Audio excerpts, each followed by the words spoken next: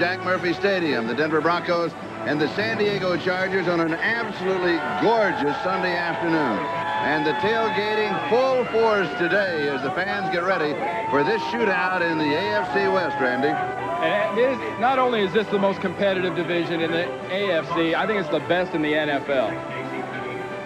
We're glad that you could join us this afternoon. First, we want to talk briefly about the San Diego Chargers. You think about the Chargers more of a controlled type offense, the running of Natron Means, but the key today could well be the big play offense of San Diego. I really think it's going to be. Natron Means is going to run the ball. That opens up two things. The best long thrower in the league in Stan Humphries, the hottest receiver right now in the AFC in Tony Martin, and probably the best long ball receiver in the AFC, Sean Jefferson. Now on the other side, the Denver Broncos. Obviously, the Denver Broncos, John Elway. But that may not be the key, interestingly enough, today. The key may be the Denver defense. It's going to be the defense. Michael Dean Perry comes back for the Denver Broncos, and he's key for the run and the pass defense. But the guy that makes that whole motor go for Denver, keep your eye on 27, Steve Atwater. He will dead smack anything in his path. Here is Mike Shanahan, the Denver Broncos head coach. His counterpart, of course, is the man here in San Diego that they call Boss Ross, Bobby Ross. The weather, well, we mentioned it, and it is true. It is absolutely fantastic here. 78 degrees, just a bit of a breeze. It's going to be a sunny afternoon. The Chargers have won the toss. They will be receiving to our left, and that means that Andre Coleman, a very dangerous return man, is going to get his hands on the football first this afternoon. And there he is last week.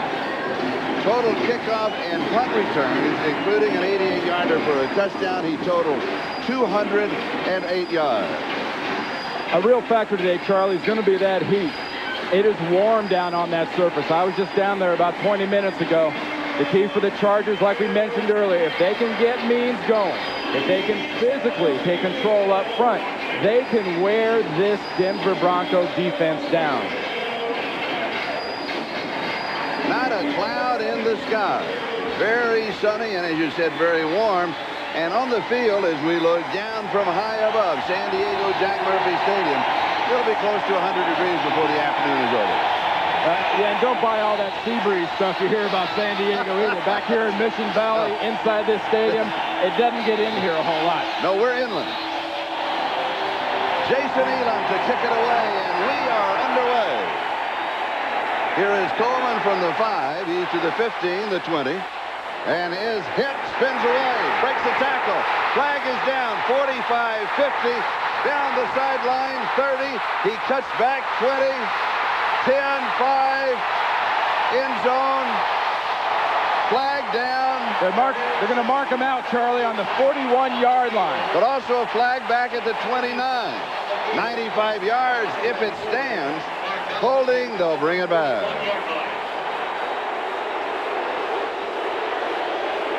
It's an exciting start anyway. But not as exciting as Boss Ross thought it was going to be.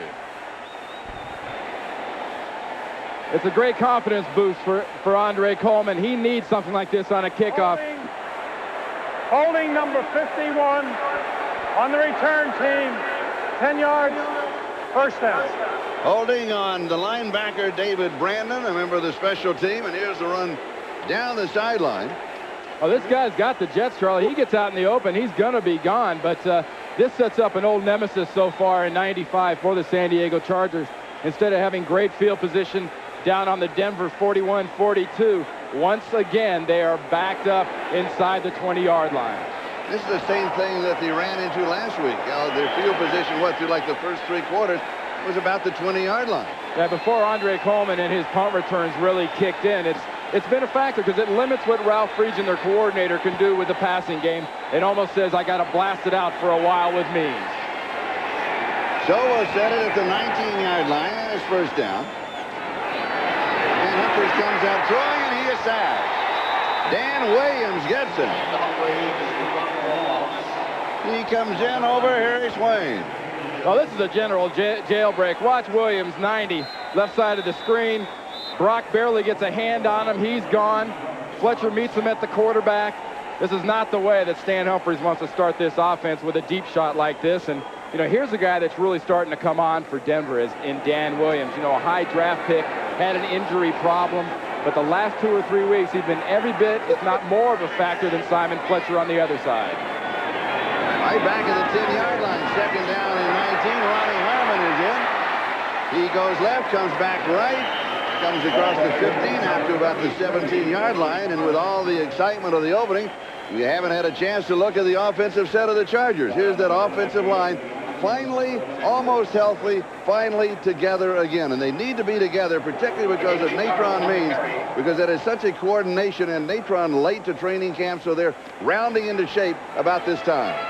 And when Ronnie Harmon comes in, he's the key. If you double Ronnie Harmon, that makes the game a lot easier for the wide receivers. Third down and 11.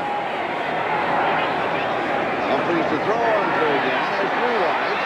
Comes back underneath the coverage. Ronnie Harmon. It'll be close to the first down. The Charger bench says he does get it at the 29-yard line as they start the celebration.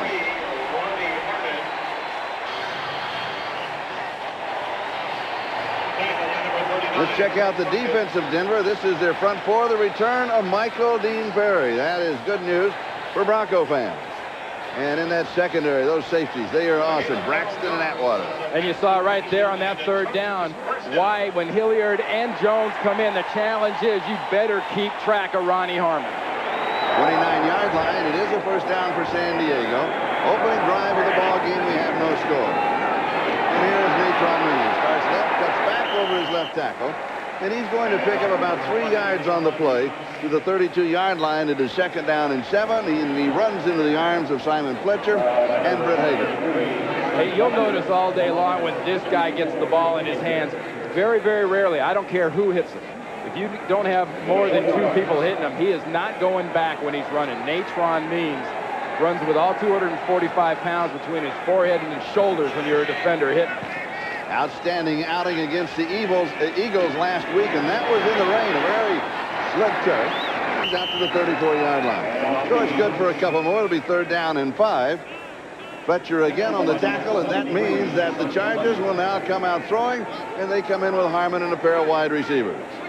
Well, obviously now the Chargers are taking the approach. They're going to keep track of Michael Dean Perry. They double team him there on the left side. They're number 95. Working against Moten as he gets turned, and what that's going to do is that's going to open up the room for Simon Fletcher and for Dan Williams to take advantage of that double team inside. Terrell Fletcher comes into the offense instead. Harmon comes across in motion. Good protection. Goes right, comes back left, and he hits Tony Martin. Had all the time in the world. And you notice what Humphries did as he throws for 16 on the first down is he came solid to the right. He knew that he had his man to the left. And here he is, and Randy will tell you why. And that's because of great protection. They keep a maximum protection in a very soft zone by Lionel Washington and the Denver Broncos. You know, he's a good quarterback, Stan Humphries, in that he can survey the entire field.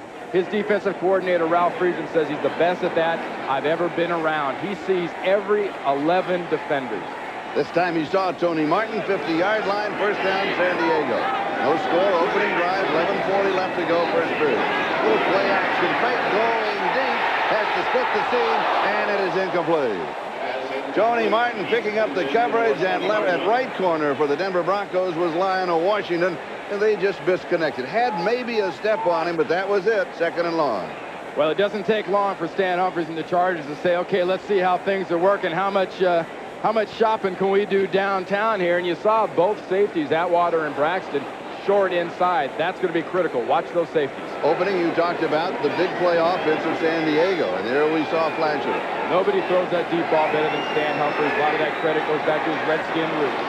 Second down and 10. There's Natron with the convoy out in front. He'll pick up a couple. Give him 3 to the 47-yard line. It's going to be third down and 7. As Steve Atwater moves up to make the stop. You know, so far what Greg Robinson, the defensive coordinator at Denver, is getting out of his defense, he's getting good support from the linebackers, typical good support from Steve Atwater here, filling up number 27.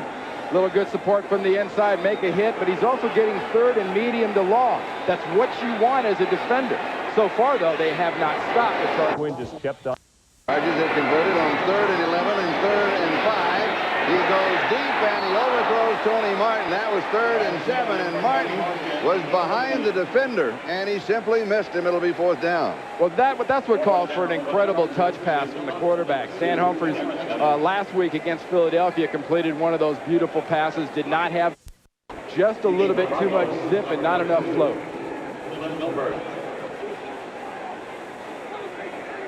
All right, Darren Bennett is going to kick it away, and Glenn Milburn is the return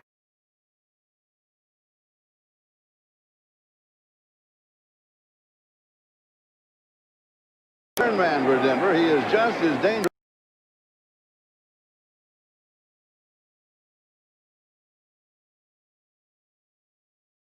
As Andre Coleman is for San Diego. He hangs this one up. Fair catch is called for. And taken at around the 19.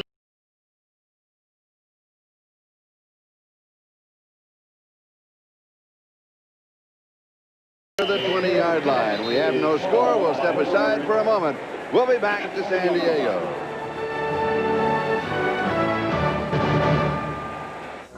I've got these things for a living when you're by my side.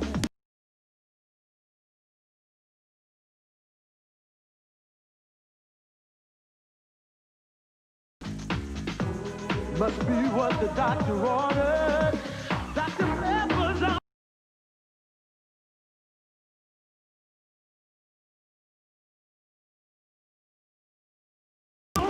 My mind.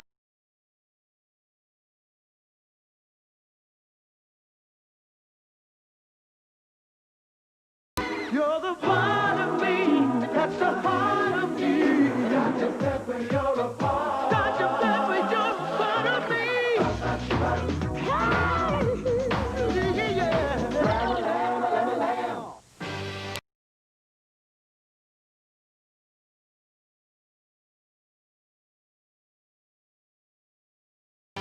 Raise your right hand and repeat after me.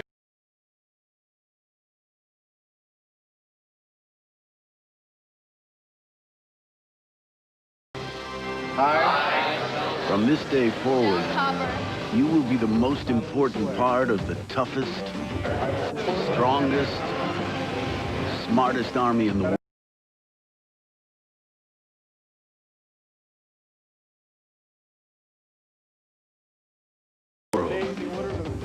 You will be a soldier. Where else can you be all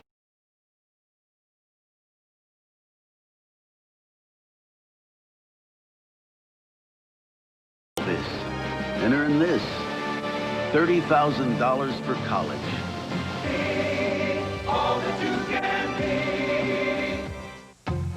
We gave Dodge Ram the most powerful overall line of truck engines on planet.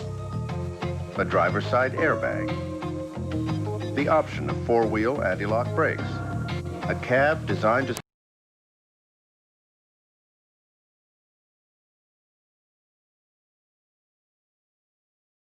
set the standard for comfort and room. Then, after we made Ram that good, we made it this bad. The Ram Sport. At America's Truck Stop, the new Dodge. This is Charlie Jones and Randy Cross. No score here in San Diego Jack Murphy Stadium, and the Denver Broncos on offense for the first time as you look down on this sellout crowd. And of course, at the helm for Denver will be John Elway, and he'll be facing, as you saw, the countenance of Junior Seau. Elway does it again. What was that, number 35 last week? It all goes back, Charlie, to, we're going to talk about this later, but a little payback on the karma side for John Elway. He may be ahead of karma right now. He's been doing it so often. Here's Terrell Davis. He's from San Diego. He's on the right side and is stopped at the line of scrimmage. So it'll be 2nd down and 10. Let's look at that offense of the Denver Broncos. The key on that line is the center, Ralph Tam. There's nobody behind him. Tom Nalen is out. And, of course, Elway, Terrell Davis, I would say, the young man from San Diego could be the key there. And in the nickel, Glenn Milburn. Just as important to this Denver offense in the nickel as Ronnie Harmon is for the Chargers. 2nd and 10, Elway to throw. Good protection. Lots of time. Comes to the near side, and he comes incomplete. So it'll be 3rd down and 10. Rayleigh Johnson putting a bit of pressure on him. Let's look at that defense now of San Diego. And there is that defensive front four. Reuben Davis hurt his knee last week. Surprised that he's back. He's got a brace on. Junior Seau.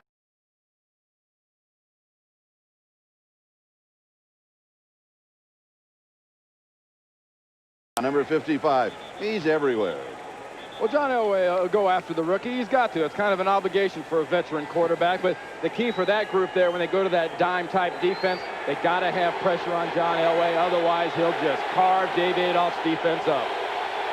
3rd down and 10. 4-man rush. Falling reception, and it's going to be a 1st down. Mike Pritchard, the diving catch.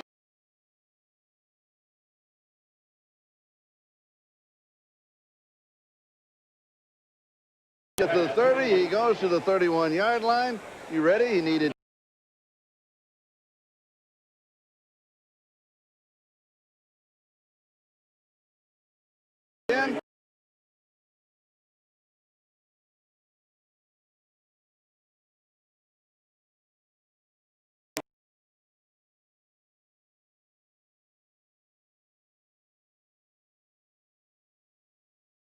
He gets 11 in the 1st down. Well, he gets about 9 or so working against Clark 31, but he gets 9 on the catch and 2 on the roll. So Denver with their first down of the ball game quiets the crowd a bit. 9:34 and counting. Time remaining.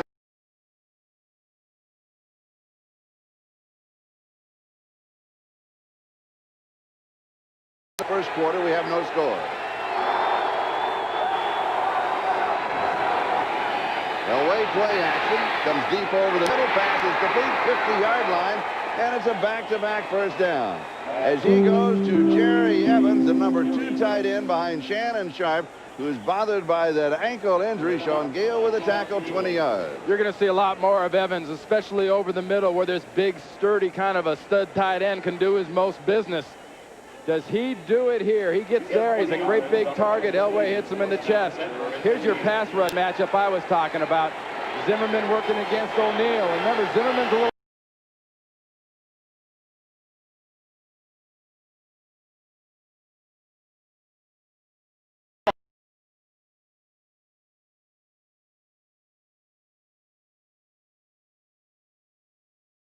Hobbled with an ankle, but it didn't bother him there.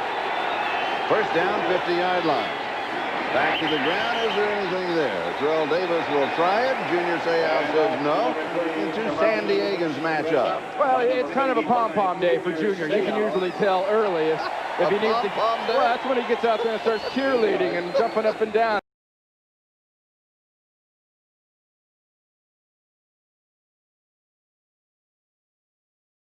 Going crazy. He gets the pom-poms out.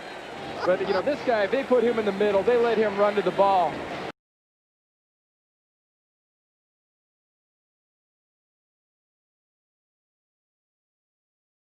There's not much of a chance for anything other than him making a play. He's that kind of a linebacker, and those are his pom-poms. All right, 2nd down and 8, a gain of 2. Opening drive for Denver. San Diego has had 1, and there's nothing there. Terrell Davis is going to spin for a yard. He went to high school here in San Diego. Actually went to 2 high schools. Morris first. He didn't like the color. He wanted to go to Lincoln. He liked that green and white, so he did. And when he was in high school here, he did a little bit of everything. He was a nose guard. He was a running back. He also kicked off, ran all the special teams. He's a very tough individual. Well, also, he was a great surprise for Mike Shanahan. And actually, Shanahan spent the better part of the early season answering questions from Georgia people. They're saying, well, this guy's so good in the pros. How come he wasn't when he played for the Bulldogs? 3rd down and 7. Rayleigh Johnson checks into the defense. He's a pass rusher. And it's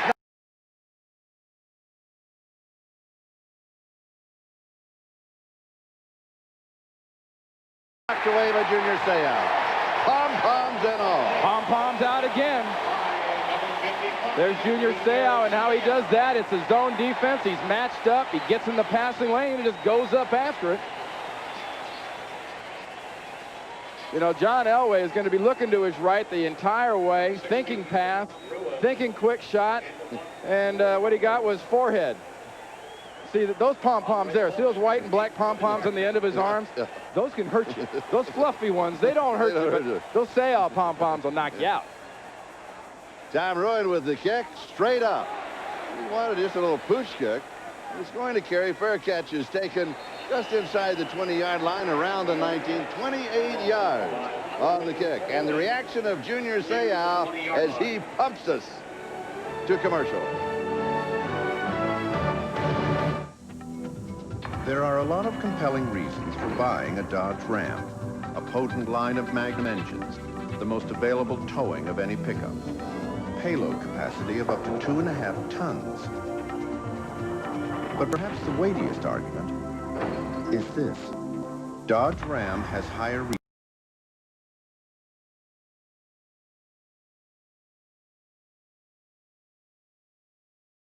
sale than Ford, Chevy, or GMC. The rules have indeed changed.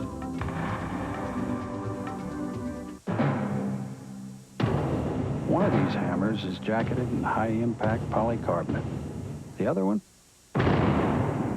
is broken.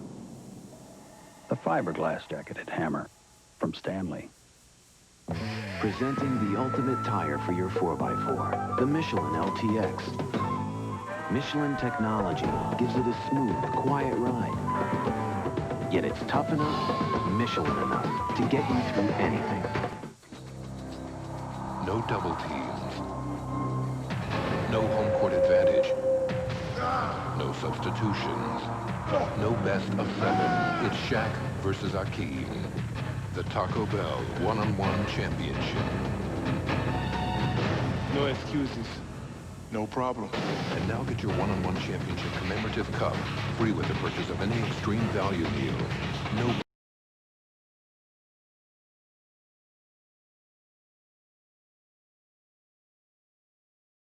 place but Taco Bell. The NFL on NBC is brought to you by Dr. Pepper and your local Dr. Pepper bottler. Dr. Pepper is just what the doctor ordered. By Windows 95 from Microsoft.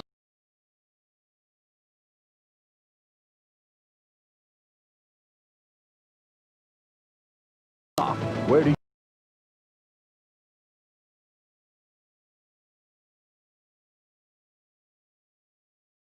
you want to go today?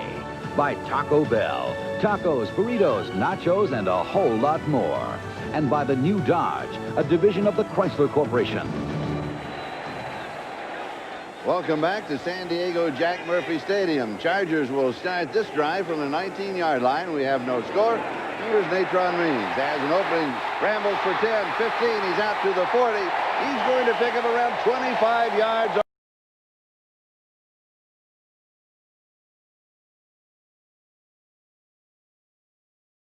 On the play. Make it 26 before Ray Crockett can bring him down. You know, when you're talking to young backs, especially the quick scat backs, you say, run, run, run, and then make your decision and go. Watch this 245-pound load go run, run, run, make his decision, get good blocks from Hall and Moten. And now it's a matter of how much do you want some of this number 20 and how much help can you get before you can get him down on the ground. And, you know, you made the comment he's rounding into shape. I said he's more like he's unrounding into shape. He's lost a few pounds. Tony Martin with a kick-out block. Key downfield. Here's Ronnie Harmon. Harmon carrying on first down from the 45 to the 49-yard line. It'll be second down and 6. The ball players of the Chargers, to a man, when they talk about their ball club, they talk about Ronnie Harmon. They said he's the best condition, he's the most dedicated athlete, he's the best athlete, and he is their best offensive player. And he's a heck of a luxury because he's a great blow for that guy right there, Natron Means. What a great deal. You have Natron Means bludgeoning you to death on one side, then the next player, you got somebody you can't match up with a linebacker in most safeties. Little play action fake by Humphries. He goes deep far side, has Martin, and he hits him 30-yard line. 21 yards on the play, Tony Martin. Lion of Washington. So you're getting a lot of cushion out there from the Denver corner specifically. Look at that, 10 yards from Lionel Washington, but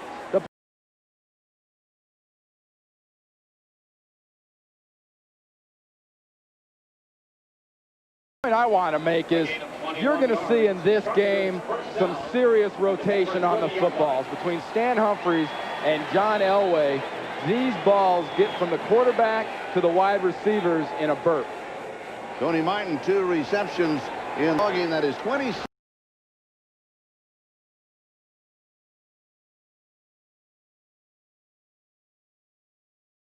on the year. A first down at the Denver 30. Looking left, coming back right. Finds an open man. It's Sean Jefferson. 24-yard line, gain of 6. And the Chargers are just chipping away against the defense of the Broncos. This time it is Steve Atwater who stops the play at the 23-yard line. They'll mark it. That was a nice safe play for Stan Humphries, but you know, somewhere on the stat sheet we ought to give Courtney Hall like the last 3 yards of that reception that was called by Ralph Friedgen, the coordinator, because Courtney Hall came in and smacked that pile. The pile was going backwards till he hit it in the next 3 yards. Humphries 4 of 6, 55 yards through the air. Flag is down. Is sliding off to the right side is Natron Means. Well, we'll check out there now. We got a little more pushing and shoving. Well, if San Diego's playing the game and you got a tussle, my guess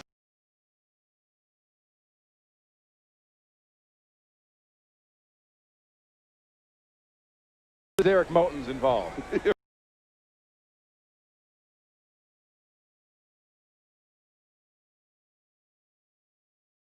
Probably he's the enforcer for the Chargers.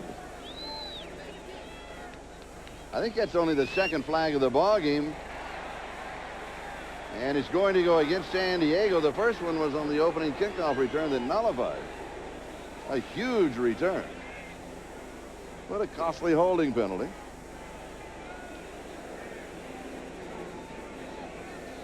Clock stop with 4:39. That is the time remaining in a scoreless first quarter.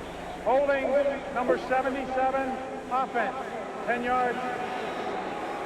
Eric Moten. Second down.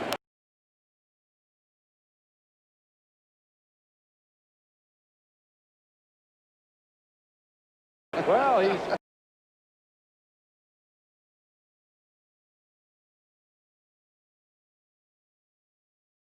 fighting, he's kicking, and he's holding right here. You know, Eric Moten working at the left guard position right there. Check it out. Little triple team almost inside, and that was quality. He got his money's worth out of that one. If you're going to hold, why not do it 2 or 3 times? We're going to get Shane Ronette there. Harmon is in the slot. Natron Means on the draw. He may lose a yard on this one. It'll be 3rd down and 13 or 14 to go, and Dan Williams of the Broncos, who has the sack in the ball game, has the tackle here. And we're seeing something now out of the Broncos that they're changing the defensive ends. On one play, Williams is over on the left working against Swain. On the next play, Greg Robinson, the defensive coordinator there, he's got Simon Fletcher working on that side. They're trying to feel out and find a speed mismatch. I think a speed mismatch is Brock working against Fletcher, and that's what they've got right now. 3 wide receivers showing motion 3rd and 14. Humphries with protection, throws back underneath the coverage. Flag is down on the play. This is Ronnie Harmon. He's going to be close to the first down, depending on whether or not the play is going to stand up. It looks like he's about a half yard shy of the first down, but the flag was dropped back at the 31. As long as they keep this cushion up on the outside, Bobby Ross and Stan Humphries in this offense are just going to keep going to the short passes and moving the ball down the field. I mean, they have got to tighten up. The penalty is against the Denver Broncos. This is their first penalty of the ballgame.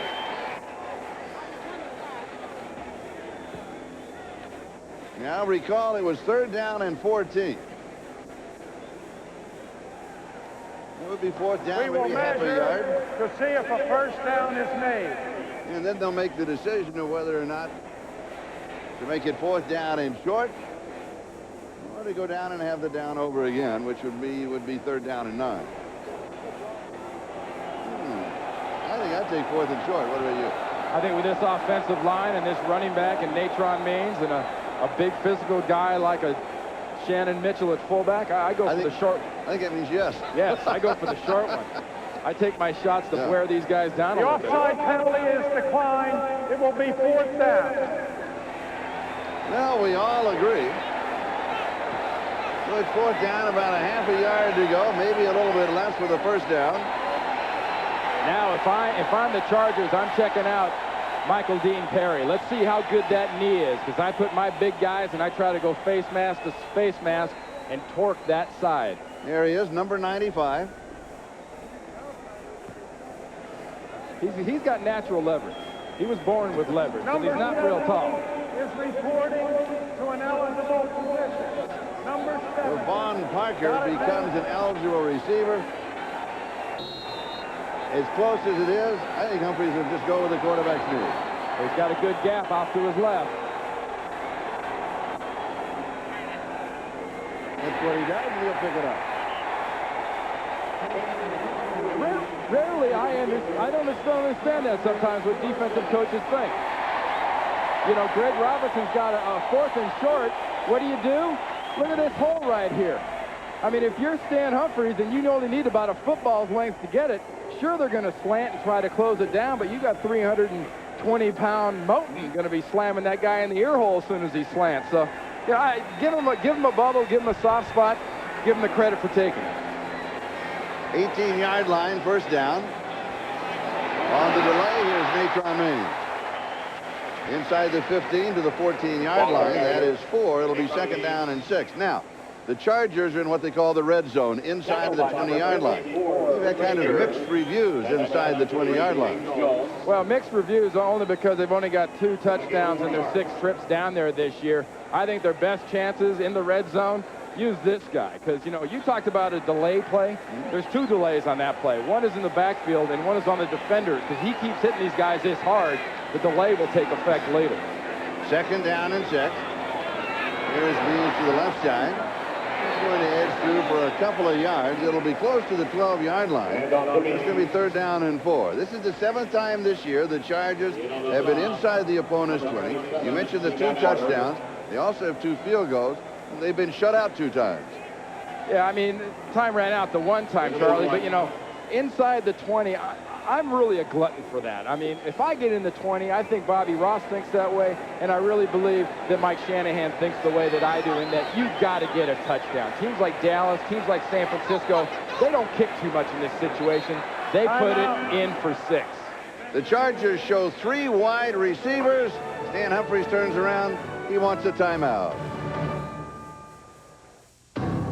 We took the most comfortable full-size pickup on the road and made it more comfortable. We took the most thoughtful interior on the market and made it more thoughtful. We took the biggest cab in the industry and made it bigger. The Dodge Ram Club Cab. First we changed the rules, then we stretched them. At America's truck stop, the new Dodge.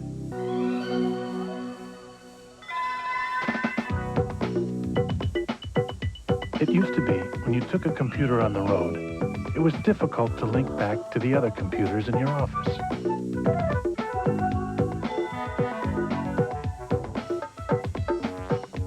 Starting with Windows 95, it's much easier to stay connected. Start communicating. Start Windows 95.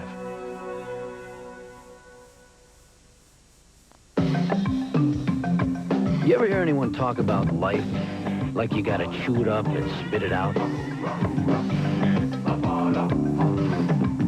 You gotta want it so bad you can taste it. You gotta be hungry. If so, Gatorade has one question for you. You want something to drink with that? Because you're gonna be thirsty. Life is a sport. Drink it up. Thomas, Means, Meggett, Metcalf, Walker, and more. 8 of the NFL's elite running backs compete in a test to see who's best as they run to daylight. Plus, who's the league's top speed burner? The NFL's fastest man settles the score. All on Sports World next Saturday at 4:30 Eastern on NBC. The champion Chargers, the Denver Broncos, scoreless as we wind down the first quarter. This is the 10th play of this drive for San Diego. It started back at the 19-yard line. It is now third down and 4. Chargers with 4 wide receivers. They show motion, and Humphries to throw. Goes back over the middle, and it is intercepted. Taken over the rebound, over the shoulder of the intended receiver, Mark Say, and Elijah Alexander was there. He caught the carom, and the Broncos have the turnover and the ball. We'll show it when we come back, but right now we step aside in this scoreless ball game.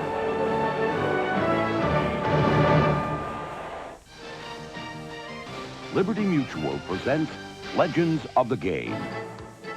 Using his soft hands to make the hard catches, he retired holding the NFL's records for receptions, receiving yards, and receiving touchdowns. Who was this legend? The issue is returning to work. Liberty Mutual has its own rehabilitation center where they develop new ways to help injured workers back to their jobs healthier. Liberty's approach helped one workers' comp customer cut losses by 43%. Getting people back to work, it's the best therapy of all. Liberty Mutual, facing the issues that face our customers. Steve Largent, a 7-time Pro Bowler with the Seahawks and a member of the Hall of Fame's class of '95, is now a member of the United States House of Representatives, a true role model and a true legend of the game. As a rule, engines develop good torque only when you push hard on the accelerator. But even at idle speed, a Dodge Magnum V8 can pull not only this loaded Ram 1500, but this loaded 2500. And a loaded 3500 as well. 15 tons. That's because every Ram truck has to pull much more than its own weight, even at idle speed. That's our rule. Dodge Ram. The rules have changed. Next Friday night on NBC, as the regular season winds down, the battle for remaining playoff spots hits the home stretch. Baseball Night in America, next Friday night on NBC. Good execution. Ronnie Harmon up, pick, say, in motion, comes over, goes up. This is set up absolutely perfect by this pick right there by Ronnie Harmon. And it's just a terrible job by Mark Say dropping that ball. At least a first down, if not 6 points wasted. But a great job for Elijah Alexander, who responded and has the interception coming off of the shoulder. And now immediately coming back to Terrell Davis. Davis has an opening. He's going to ramble for about 22 yards on the play. And here come John Elway and the Denver Broncos, stopped this time by Sean Gale and Dwayne Harper. Well, it doesn't take too many of those plays by Terrell Davis there on first down to let you know exactly why they're so happy with this young guy out of Georgia. Watch the blur coming through here. There is Davis, number 30. Elway's going to dump it to him. You don't coach that. But you do miss that if you're a scout and he gets drafted in the 6th round if he can do that. Elway comes back underneath the coverage, and once again as he goes to Terrell Davis. The Denver Broncos are on a roll, and we are too. We're going to roll to New York. And an update. Greg? All right, Charlie, and we're going to roll over to Cincinnati, where Chris Chandler, who didn't play last week with a bruised shoulder, is looking pretty healthy today. This is a 58-yarder to rookie Chris Sanders for the touchdown. The extra point put the Oilers up by a score of 7-0. They have scored again and awaiting another extra point. About 4 minutes to play in the first quarter. 13-0 Houston. Charlie? And we come rolling back to San Diego. The Broncos continue on a roll. Well, the Terrell Davis highlight drive continues. This guy is just explosive. He doesn't have a lot of the packages you want. You know, he's not incredibly big or incredibly fast. He's incredibly intense. And a gain of 13. That's the end of the first. We are scoreless here in San Diego. We've got a good one. Don't go away. We'll see you in a moment. Presenting the ultimate tire for your sport utility vehicle, the Michelin LTX. Michelin's technological advances in sidewall and tread design give it a smoother, quieter ride than you might ever expect from a 4x4 tire. Yet it's rugged enough, tough enough, Michelin enough to get you through anything. The LTX series from Michelin. I've always wanted to do this. With NFL Sunday Ticket on DirecTV, you get up to 13 regular season games live every Sunday. So if Washington is blowing out the Bucs, just switch to the 49ers Saints game. But hey, is Emmitt Smith breaking the rushing record? Are the Giants crushing the Eagles? You get it. Not on cable, but with DirecTV and this. Now that's a game plan. To get NFL Sunday Ticket on the 18-inch DSS dish of your choice, call 1-800-DIRECTV. A tough assassin wants out, another wants in. But to be number one, he must eliminate the competition. Sylvester Stallone, Antonio Banderas, Assassins, directed by Richard Donner. Rated R. Starts Friday, October 6th. Introducing new Colonel's Crispy Strips from KFC. Juicy all-white meat chicken freshly prepared with our special extra tasty crispy recipe. Now you can get 3 Colonel's Crispy Strips, mashed potatoes and gravy, coleslaw and a biscuit, all for just $2.99. All right, we look down on San Diego Jack Murphy Stadium as we start the second quarter, and we're looking down from the MetLife blimp, cruising the skies of San Diego, powered by twin engines that are capable of speeds greater than 57 miles an hour. So Snoopy 2 will be buzzing across the skies here this afternoon at altitudes in excess of 6,000 feet. No score in the ball game. For the Denver Broncos, they have a first down at the San Diego 45-yard line. Elway does not have a remaining back, but he has pretty good protection. And he scrambles. And he sets. And he goes deep. Oh, he throws to the end zone. It is incomplete. A flag back at the 48-yard line. 10, 20, 30, 40, 50, 70 yards on a line for Elway. The arm is still there. Charlie, no, it's going to be 10 yards back the other way because Zimmerman held. Number 65, offense. 10 yards, first down. Well, there's holding, and then there's saving your quarterback because, you know, Zimmerman gets beat here by Leslie O'Neal, and then Zimmerman just sort of gets what I call, he sort of gets a hold of him. Watch this. He gets a hold of him right here. Now you get, in order to have a hold of somebody, they got to get by you. Well, there's the by you. There's the hold. There's the hold. The left hand a hold of his throat, and that's why I threw the flag. Didn't you notice the move, though? As soon as John got past him, he let go of the hold, hoping they wouldn't see it. That's a smart hold. That's a smart hold. That was a half a hold. First down and 20. That was a full hold. 10 yards. Brady Johnson, John Pirelli check into that defensive line. Elway to throw. Comes back underneath the coverage. Pass is complete to Anthony Miller, the former Charger, who has now 11 catches on the year, and Dwayne Harper wraps up the play. Now, this is not the place that Anthony Miller wants to do the most business in this offense. It's one of those plays, it's nice. He's the 1, 2, third receiver. You're hoping he can break something, but he can get smacked around pretty good. And, you know, why does that have that much time? Why does Elway have that much time? Well, Zimmerman gets another hold. Look at that. That's another 10. That was a full 10-yard hold there. He had a hold of it. Second and 15. Here's the pitch to Crater. Cannot get around the corner. Chargers string him out, led by Rodney Harrison and Jared Shaw. Well, Rodney Harrison does the job stringing that out for Dave Adolph there's defense, but the KO punch comes from the rookie that is really not a rookie. He's a 5-6-year guy trapped in a young guy's body. Watch Terrence Shaw, 29, fill up. Here's the stop. There's the smack. He hits him hard enough he doesn't have to leave his feet to do it. Ed McCaffrey is the injured player. We've got a timeout. We'll be back in a moment. The 3000 GT VR4 represents the most advanced thinking that Mitsubishi has ever built into a sports car.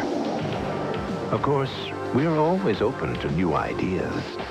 Presenting the Spider, the world's only production convertible with a retractable hardtop from Mitsubishi. The new thinking in automobiles. See it now in select markets. Call 1-800-SPIDER-1 to find out where. Wow, how'd they do that? Pennzoil introduces Performax 100. 100% synthetic at a breakthrough price. 100% synthetic at a price this low? How'd they do that? Leave it to Pennzoil to make synthetic affordable. How'd they do that?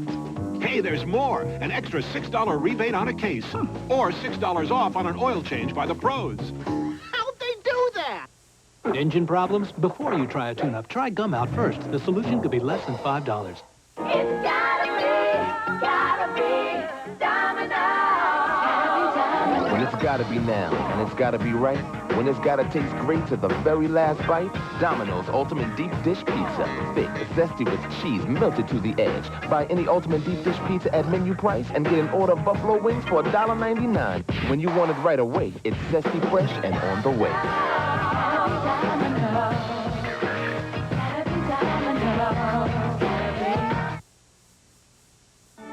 The NFL on NBC is brought to you by Domino's Pizza. Call now and have the ultimate deep dish pizza delivered by halftime. It's gotta be Domino's. We're not quite a minute into the second quarter. We have a scoreless ball game, and McCaffrey is up and okay. End of the game last week, Charlie. McCaffrey had a concussion the last 3 or 4 plays. Remember, this guy's got a bit of a soft head working this week. 3rd down and 15. From the shotgun. Elway with the player draped over him, completes the pass for the first down. He goes to Mike Pritchard for 20 yards. Right at the 30-yard line, and let's check it out in super slow motion. Well, you know, you've got not only Rayleigh Johnson, 99, going to be in Elway's face. You got Rodney Harrison blitzing off the backside, is going to be right near him. Elway doesn't care. If you don't get his arm, you can't stop a guy that size who, you know, he's a big quarterback. He's listed at 215. No, he ain't 215. Michael Pritchard is a great target at his size, but Elway is not 215. No, but Pritchard is 190, so that's okay. Play action fake comes back right side and is tipped incomplete. He was going to McCaffrey, who is back in the ballgame. He had just a stinger, and he's back in and ready to rock and roll. It'll be 2nd down and 10. We'll look at the tip. Well, watch David Brandon, number 51, just get his hand on this. Elway throws this bullet. I mean, that's a fastball.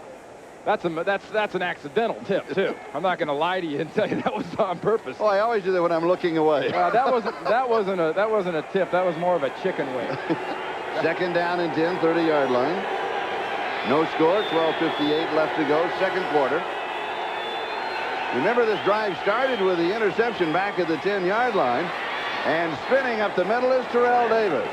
Davis is going to pick up around 7 yards on the play. It'll be 3rd down and 3.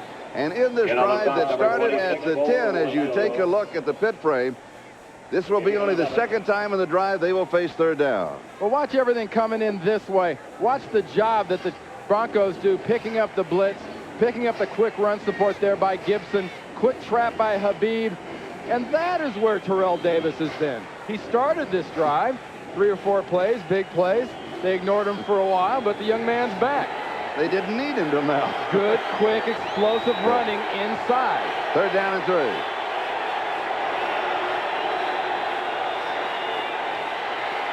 Elway steps, buys a little time. A little shovel pass for the first down as he completes it to the 13-yard line to Dwayne Carswell. He's using everybody else. He's using everybody. And he now has moved the Broncos inside the 20, where they are 11 of 11. 7 touchdowns and 4 field goals. And a lot of that credit for those touchdowns, that guy right there playing cheerleader, John Elway. I mean, Terrell Davis got lucky last week because he fumbled and they didn't get it called on him, but that's the key right there to the Broncos offense inside the 20 is the brains inside that helmet. First down, 14-yard line. No score as Davis coming back to the right side. He's going to lean to the 11. He's going to pick up about 3. It'll be 2nd down and 7. Now, Davis played his collegiate ball at Georgia, taken in the 6th round. Not that well known. Tell me about it. Well, yeah, he's a young man that's been in a passing offense basically, Charlie. Less than 2,000 yards rushing in his career at Georgia. Obviously learned to catch the ball well out of the backfield, playing with Eric Zier there in Athens, Georgia. But he's been a great find, and it's amazing how a guy like that can last until the 6th round with those kind of talents. This is the 12th play of the drive that started at the 10. Quarterback draw. Ball pops loose. They're going to blow it dead. They're going to say the ground that caused the fumble, and as you know, the ground cannot cause a fumble. If you're down, then you are down. As Harper comes up and tries to skip away with it with a pound football. Here it is. Very nice play by Junior Seau. Because that was very close, too. I mean, that is set up. That is not a fumble. I think he's down when that ball comes out. But watch Seau, 55, never leaves his responsibility. See, that play call there, is all based on the fact that the linebackers have to lead. And Junior Seau never bid on that one. Elway's trying to chum a little there, trying to get a little bite on the hook, and he wasn't buying. 3rd down and 4, 8-yard line. Has a man in the left flat, goes to the 5-yard line. It's McCaffrey who pulls it in, and then he's pulled down by Rodney Harrison. Short of the 1st down. I tell you what, Charlie, at the rate that Leslie O'Neal's getting in that backfield, John Elway's going to have the lightning bolts off of O'Neal's helmet on his blue Bronco helmet. Watch this. I mean, McCaffrey's going to clear out, and you're actually going to let this guy go? This guy, number 7's a little more important than that, guys. If that's part of your game plan and it's drawn up that way, tear it up and forget about it.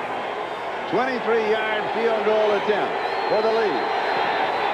And they are 100% inside the red zone. The Broncos are up 3-0. You're watching the NFL on NBC.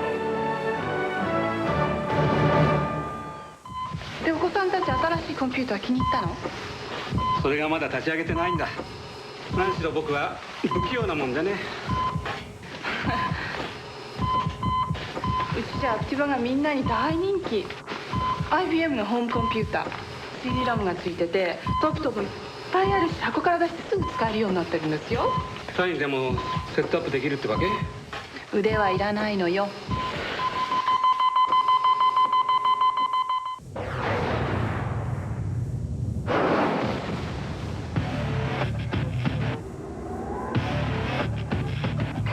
With the power of 210 horses and the traction of all-wheel drive, it'll turn more than heads. The Eclipse from Mitsubishi. See your dealer for great lease offers on all Eclipses, including turbo models. In the Stanley Laboratories, we find out just how good our decorative mirror doors are by opening and closing them over 100,000 times. Funny, isn't that the same way you do it? Decorative mirror doors from Stanley. Is it Diet Dr. Pepper or regular Dr. Pepper? This highly sensitive piece of equipment can't tell, but more importantly, neither can this one. Discover what millions already have, the great taste of Diet Dr. Pepper.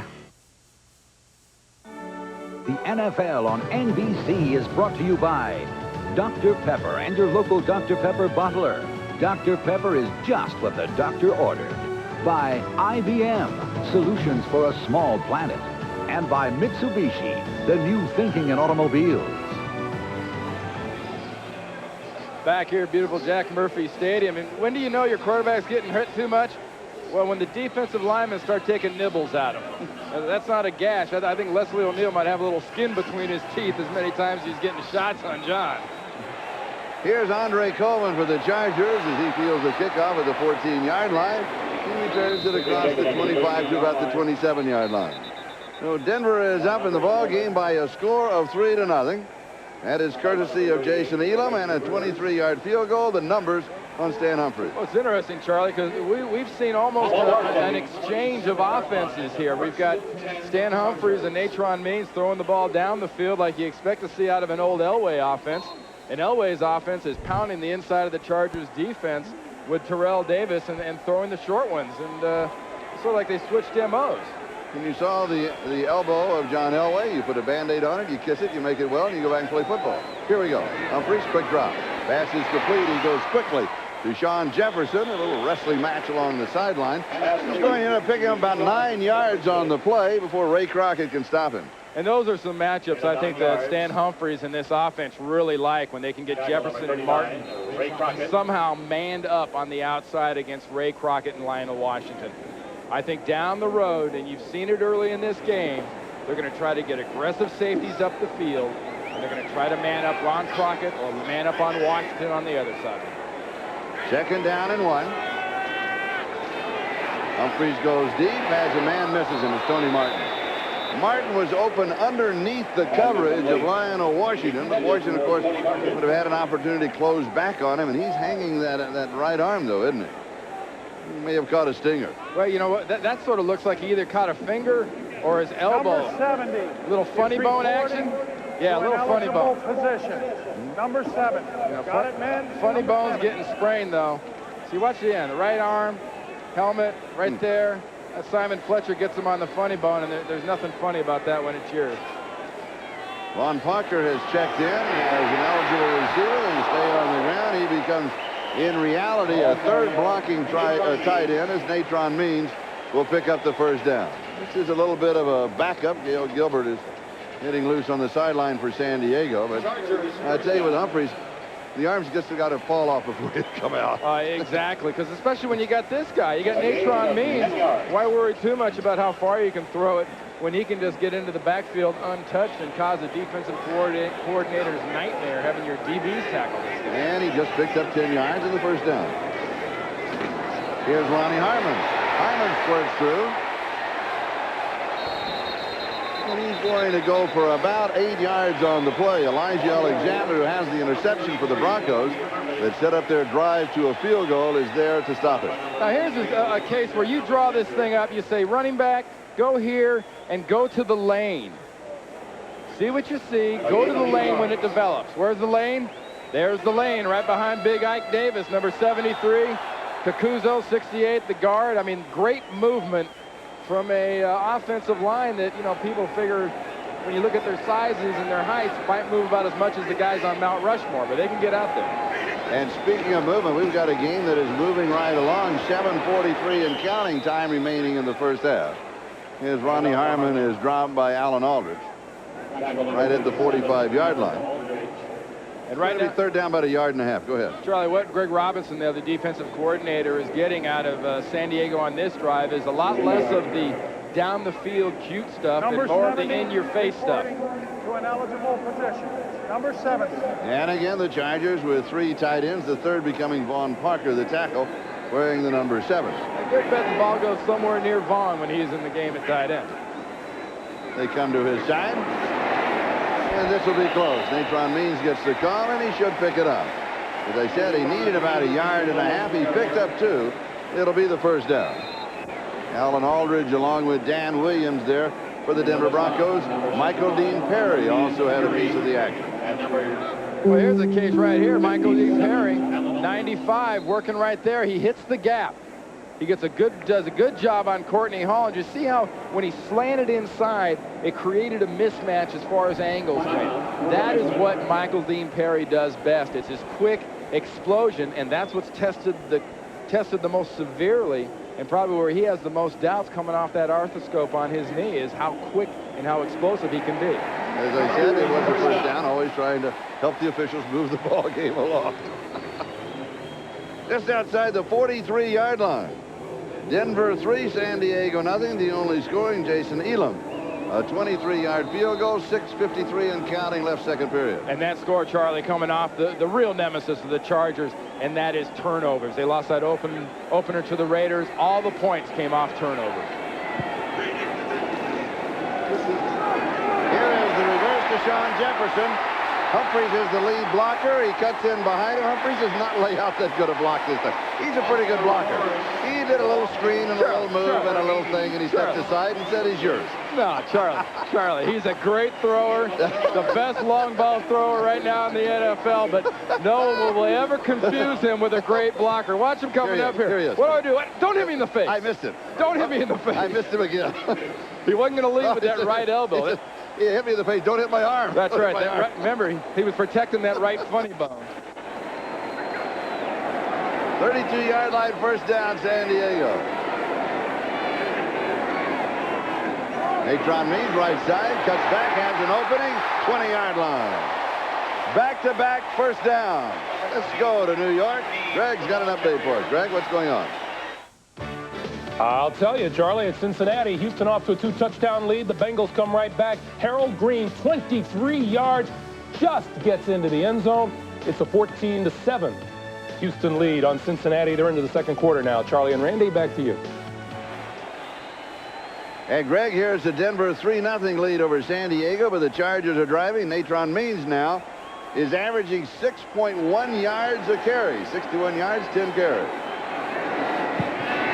Play action fake. Freezes the linebackers, knocked away.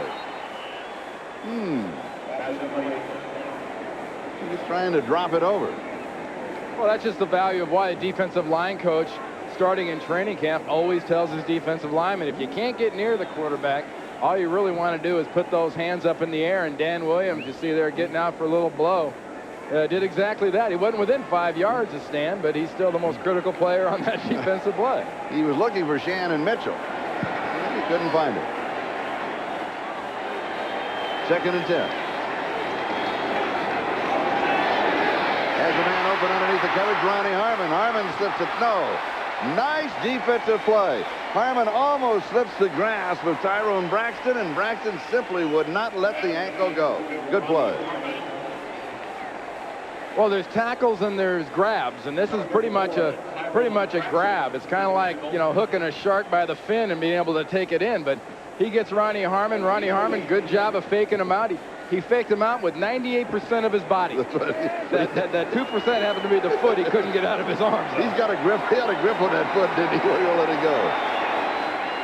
3rd down and 2, 13-yard line. Here's Harmon. Oh, this is going to be close. They're going to look for the spot. The forward progress of the running back, where it is stopped and where the ball was in midair at that point, and that's where they get the mark. Well, the key term you use there, Charlie, is forward progress, and in true veteran style, the forward progress of Ronnie Harmon never stopped going towards the marker for the first down. He was not going to be pushed back, and if he gets his first down, it's that last half step that got it for him. And he gets it. Now watch as he makes the last couple of efforts, the last little breath before he hits the ground right here. See him always moving forward? Right there is where he got that first down. Instead of flopping and falling back, he flopped and fell forward, and that got him the first down. 11-yard line, first down.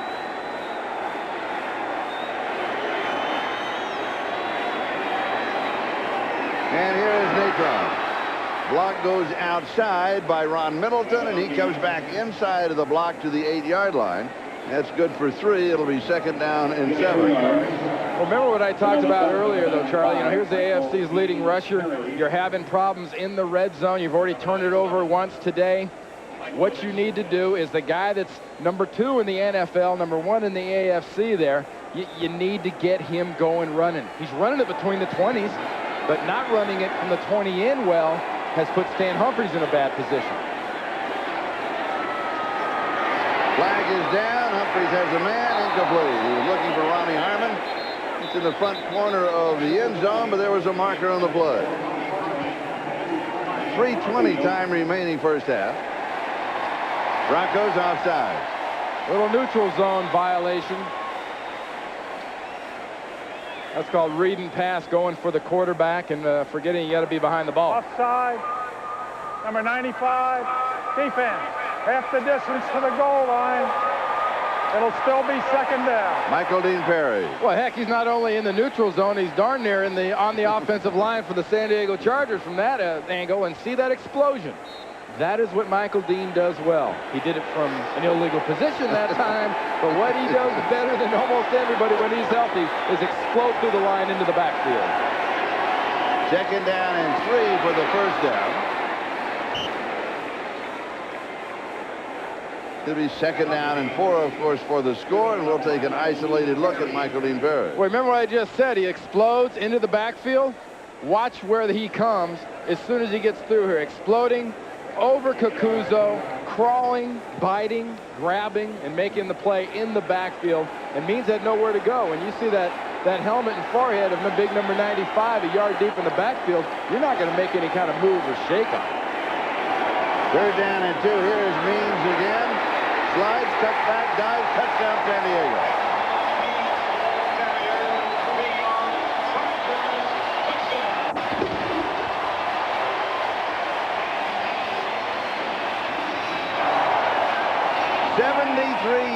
On the touchdown drive. That's how you take advantage of your best offensive weapon. You get good blocks, you stretch it, And then you just put 245 pounds about 18 inches off the ground and say, okay, boys, try to stop it. Natron Means from 3 yards out. 73 yards, 14 plays. It took 7 minutes on the clock. John Carney to attempt the point after. And it is good. All right, you're a defender. You play for Denver. You have to fill. You got to stop this. How low do you think you got to be if you're coming backside to get that in back of the end zone?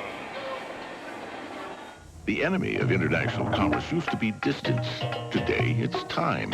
You can no more wait for an urgent shipment from Taipei than from Chicago.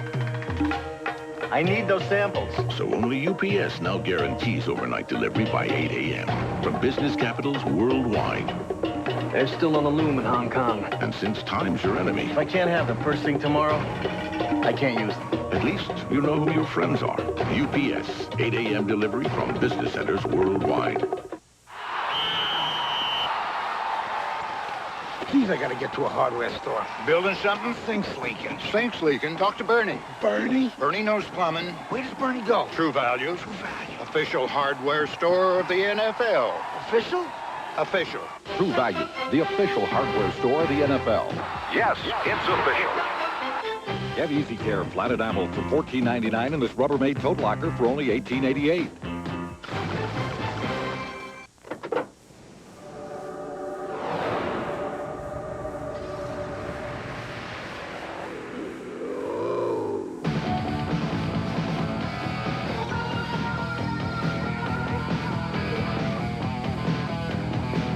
With up to 210 horsepower, it's got power to spare. The Eclipse from Mitsubishi. See your dealer for great lease offers on all Eclipses, including turbo models. Tonight's Premiere Sunday. First, a Mad About You Premiere Puzzler. They fell in love. What's gotten into Jamie? Maybe a baby? I may be pregnant. I'm now 4 days late. So you come in early tomorrow? Then Hope's sleazy ex-husband returns. Click, I'm back. NBC Premiere Sunday tonight. Watch these 3 Denver defenders backside. These are the critical blocks. You've got a cut block on Perry. You have a cut block on Jones.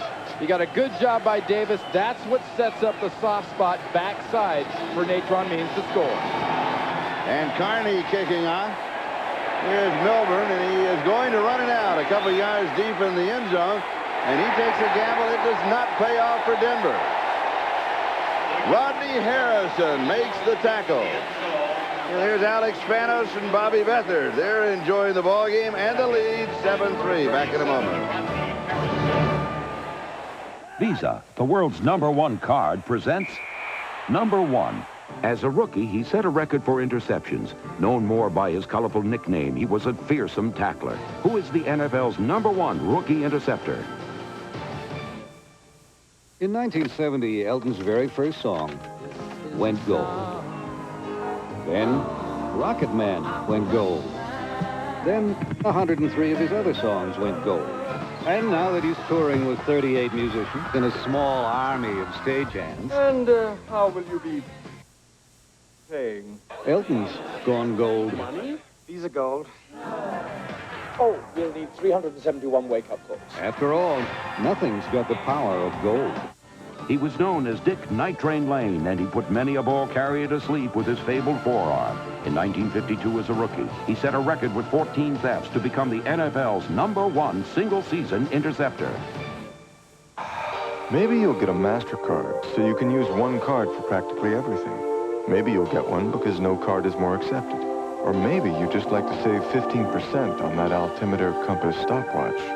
Presenting Master Values, immediate savings on all kinds of things. Because while MasterCard can make your life easier, saving around $1,000 on a Royal Caribbean cruise couldn't hurt. Look for your MasterCard invitation in the mail and apply today. All new Double Date Monday. Let's do this. Will the Fresh Prince chicken out of a blind date? Now, which one of you handsome men is Big Willie? Then, in the house, Austin's got a girlfriend. So does Marion. Too bad it's the same girl. Marion's playing with my girlfriend. All new comedy, NBC Monday. Here's a new term, Charlie. Here's celebration of forethought. Sometimes you feel like you're going to make a big one. Well, Rodney Harrison makes a big play. Doesn't waste any time in the dirt. He's going to get up and let people know who made it. That's celebration of forethought. Denver, their own 16-yard line, first down. They trail 7-3. Terrell Davis, then Milburn are in the backfield. Elway out of the shotgun, comes over the middle. Pass is complete at the 20. Then to the 22-yard line is McCaffrey, and Junior Seau brings him down. Hurry up offense now for the Broncos. 2:21 and counting. We're in the first half. Remember how dinged up John Elway's skill players are coming into this game, Charlie. Flag is down. They're going to stop this play, and they'll reset the clock. Prior to the snap, ball start, number 75, offense. That's on Brian Habib, and that is an automatic. In those type of situations, you know, with this much time left in the game, sneaking up on the 2-minute period, I'm sure, you know, Bobby Ross and Mike Shanahan would like to sort of get the old, if you get 2 false starts, you're out. Kind of like a track race. 2, you're gone. Second down and 9. There's Gary Kubiak, the offensive coordinator and quarterback coach. Now that's a great job. You get to come to Denver to be John Elway's quarterback coach. We take the countdown to the 2-minute warning. We'll step aside. We'll be back in just a moment.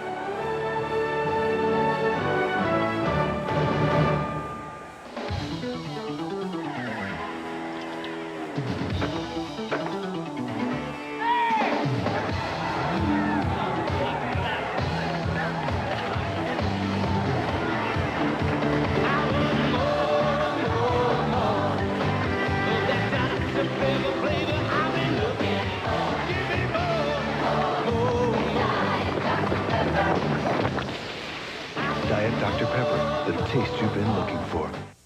Next Sunday at 12:30 Eastern, an NFL on NBC doubleheader. First, father meets son when Don Shula's undefeated Dolphins face David's Bengals. Then, a rematch of last year's AFC Championship. Last season, the Chargers squashed the Steelers on their way to the Super Bowl. Now, Pittsburgh seeks revenge. The NFL on NBC next Sunday. Welcome back to San Diego. The scoring thus far coming off of 2 long drives. First, the long drive of Denver, and that started with the interception at the 10, led to the field goal. And then the kickoff, and San Diego answered with a long drive for the touchdown. You know, so far you've seen both teams come out and run this football, try to establish things. The biggest difference, the turnover by San Diego so far. And, you know, if you're the coaches in this deal, you're sort of saying to these people, stay tuned, stay ready. This is not going to be a blowout. These games are always decided in the last couple possessions. Yeah, this is one you don't want to miss, because in the fourth quarter, it's all going to come down to what happens in the last 2 minutes. And if you're going to the fourth quarter and you're going to the end, and who do you want at quarterback? I think most people are going to tell you they want John Elway. We showed you that graphic earlier, 35 fourth quarter victories or rallies. Coming back from that, you know, last one was on the last play of the game. And I mentioned a thing about karma, Charlie. Yes, tell me about last college game, Stanford versus Cal. Cal has that miracle reverse you've seen a million times. In the Stanford band. Through the Stanford band. Yeah. And John's been on the good karma train ever since he got bummed out on that one. There are those, though, that are San Diego stalwarts that would say they would just as soon have Stan Humphries in the last 2 minutes. Elway goes to the far side. It is incomplete. Elway is falling down. He has players hanging on him. He has a receiver falling down, and he almost hits him right off the ground. What's this? Well, if you have to pick a player most likely to be hanging on him, one would be Leslie O'Neal, and he's one of the first ones to get to him. 2 would be Ray Lee Johnson, and probably 2B would be Junior Seau, coming from just about anywhere he can get after him from. John Perella putting some pressure up the middle. Third down and 9, the ball at the 17.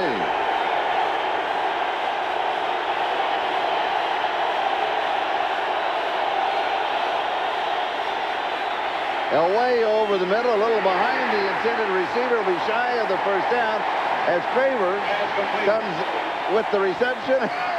The pom-poms are out. Waiting for him, isn't he? The pom-poms are back out from Junior Seau. Yeah, it'll be 4th down. Man, that's got to be a nightmare for a running back, though. You know, think of this, though, Charlie. You're a young guy, you're Craver, you turn around, and all you see is double nickels in your face. And then you got to watch this. Yeah. Not only did he mush me into that infield, get dirt all over my face and up my nose, now he's going to dance on me. And sometimes you might have the feeling in the huddle when Elway calls the play, say, why me? Coming up at halftime is Domino's Pizza NFL on NBC halftime report. Greg Gumbel. We visited with Greg a couple of times already. He's going to be joined by Mike Ditka, Paul McGuire, and Phil Simms. They're just back from Notre Dame. They'll be in our New York studios, getting you caught up on all the scores and highlights from around the league on this Week 4 in the NFL on NBC. Junior Seau, this I think is the first game that he has been the true Junior Seau that we've seen in the past. We've seen him, you've seen 2 of the previous games, and I saw one of them, but the complete enthusiasm wasn't there like it is here. Well, they're putting him in a position to make plays because Denver's coming out trying to run the ball inside over the middle. That puts him in on almost every play. Tom Ruin, pretty good kick if it'll turn over for him. Here is Andre Coleman. Coleman will take the fair catch just shy of the 40-yard line. 1:36. That is the time remaining. We've got a flag down back at the 18-yard line. Illegal man down on the kick. Number 50. Now, will the Chargers want them to kick again, or will they take the ball at their own 40-yard line? Oh, yeah. You make them do this one again. Ineligible man down on the kick. Number 50. That's a 5-yard penalty. 4th down. Ray Jacobs. You're always hearing that term, betting, playing your percentages. Well, playing the percentages here is that Mike Shanahan, there's punter, Ruin, might shank one. He might hit a 60-yarder, he might hit a 40-yarder, but what you're begging for right now, if you're Bobby Ross and the Chargers, is the fact that this young guy is going to throw one off the side of his foot and set you up with some field position to get some points at the end here of the first half. All right, let's see what Tom Ruin does in this situation. The Chargers, remember, would have had it at their own 40-yard line with 1:36 left to go in the half. And remember who's back receiving, Charlie. Andre Coleman, 88-yarder last week. Not a good kick. Fair catch. And he takes it near the 50. So the Chargers pick up about 10 yards on that play. See Junior Seau there, Charlie, in that defensive huddle. I mean, this guy, if you're going to work against a Junior Seau, and what they've done today is they've basically challenged Seau. What happens when you challenge Seau? A lot of people challenged him last year, and he almost averaged 10 tackles a game. Big rally last week with 12 tackles and a fumble return for a touchdown, his first touchdown of his professional career. And, you know, Dave Adolph there, his defensive coordinator, who he's talking to with the chalkboard, loves teams to sort of go where Seau lives. That means Seau is a big factor. 1:30, 50-yard line. Humphries throws, pass is complete, coming underneath the coverage. This time it is Mark Say, and he hangs on to it. Remember earlier he did not hang on to it, and the interception was picked up over his shoulder. Hurry up offense, first down San Diego. A real telling thing is going to be, I think Humphries has healthier weapons than Elway's weapons. Elway's weapons are a little hurt and rusty. We have flags, whistles, and pointing. Well, you got kind of a double clutch by Courtney Hall, the center, moving that ball early. It's going to be procedure on him, I believe. False start, illegal snap by the center. Double pump by the center. Bob McElwee is the referee this afternoon. You know, he does something that I wish all the officials would do. He moves it along. He holds very few conferences. He says, what do you got there? Okay, let's go. No, he keeps the ball game moving. Does a very good job. How can Courtney Hall argue about that? That amazes me. You know, it shouldn't. You were a center. You argued over that sometimes. Never when I did that. I just sort of laughed and raised my hand and said, kind of like the old NBA deal. It was me. It was me. May I leave the room? May I leave the room? Okay, Humphries to throw. That's pressure from behind, and he's going to be sacked. Second time in the ball game that he has been sacked. Jeff Robinson gets him here. Dan Williams got him the other time. It was Fletcher putting the pressure on. Timeout. San Diego. That is their last charge timeout. 40-second timeout. There's Robinson working against Swain, 72. And, you know, that's a case where really Humphries trying to step up because he had so much time. If the pocket collapses on a quarterback in that situation, it'll always collapse from the inside. It's impossible for an offensive tackle to block on a Robinson at defensive end and not give him that shot inside to spin off when the quarterback sets up. All right, we're taking a quick look at the ticker. Look at this one. Philadelphia in front of Oakland. And that reminds me, stay with us at halftime. Greg Gumbel and all of his friends will be updating all of the scores and also the highlights and the key plays that we have had going on in the NFL today. Houston over Cincinnati. It's been a struggle for the Oilers. Their numbers statistically, though, have really looked pretty good, haven't they? I guess that's some consolation. Yes. But Randy nods yes. What's their important number, Charlie? How many wins? Just something to say. I was looking for a place to go, and I couldn't find any place to hide. Okay, Humphries throws. Pass is complete. Sean Jefferson. Jefferson tries to get the sideline. We got a flag down. Why in the... Jefferson, if he takes a step back, he's going to lose a yard or two, but he's going to stop the clock. Meanwhile, the Broncos were wrestling to hold him inbound, and we had a flag and possibly a holding call against San Diego back at the 44-yard line. Anytime you got a pass that takes that long to throw in a quarterback that's that unmolested, I think 90% of the time it's holding. Holding. Offensive right tackle. 10 yards. Second down. That would be Stan Brock. Right tackle here. Actually, Charlie, it's Von Parker's working at right tackle right now, and he's working against Simon Fletcher. It's a hold. See, just like you saw Leslie O'Neal got thrown by the Holt, but got that Holt on his neck. Well, Von Parker got a little chokehold working on that one. That was a good call over coming from the far side of the field. Second down and 29. Parker's been very active. You've seen him in there as the third tight end on third down situation. And here's Humphries. Steps forward, and he throws downfield, sideline pass, and it is complete. No, are they going to rule it in? They're ruling it incomplete. Right in front of the Chargers bench. You know they had a lot of help for Tony Martin. But the camera will not lie. We'll show you exactly what happened. Well, that's kind of a payback. Watch Isaac Davis, 73.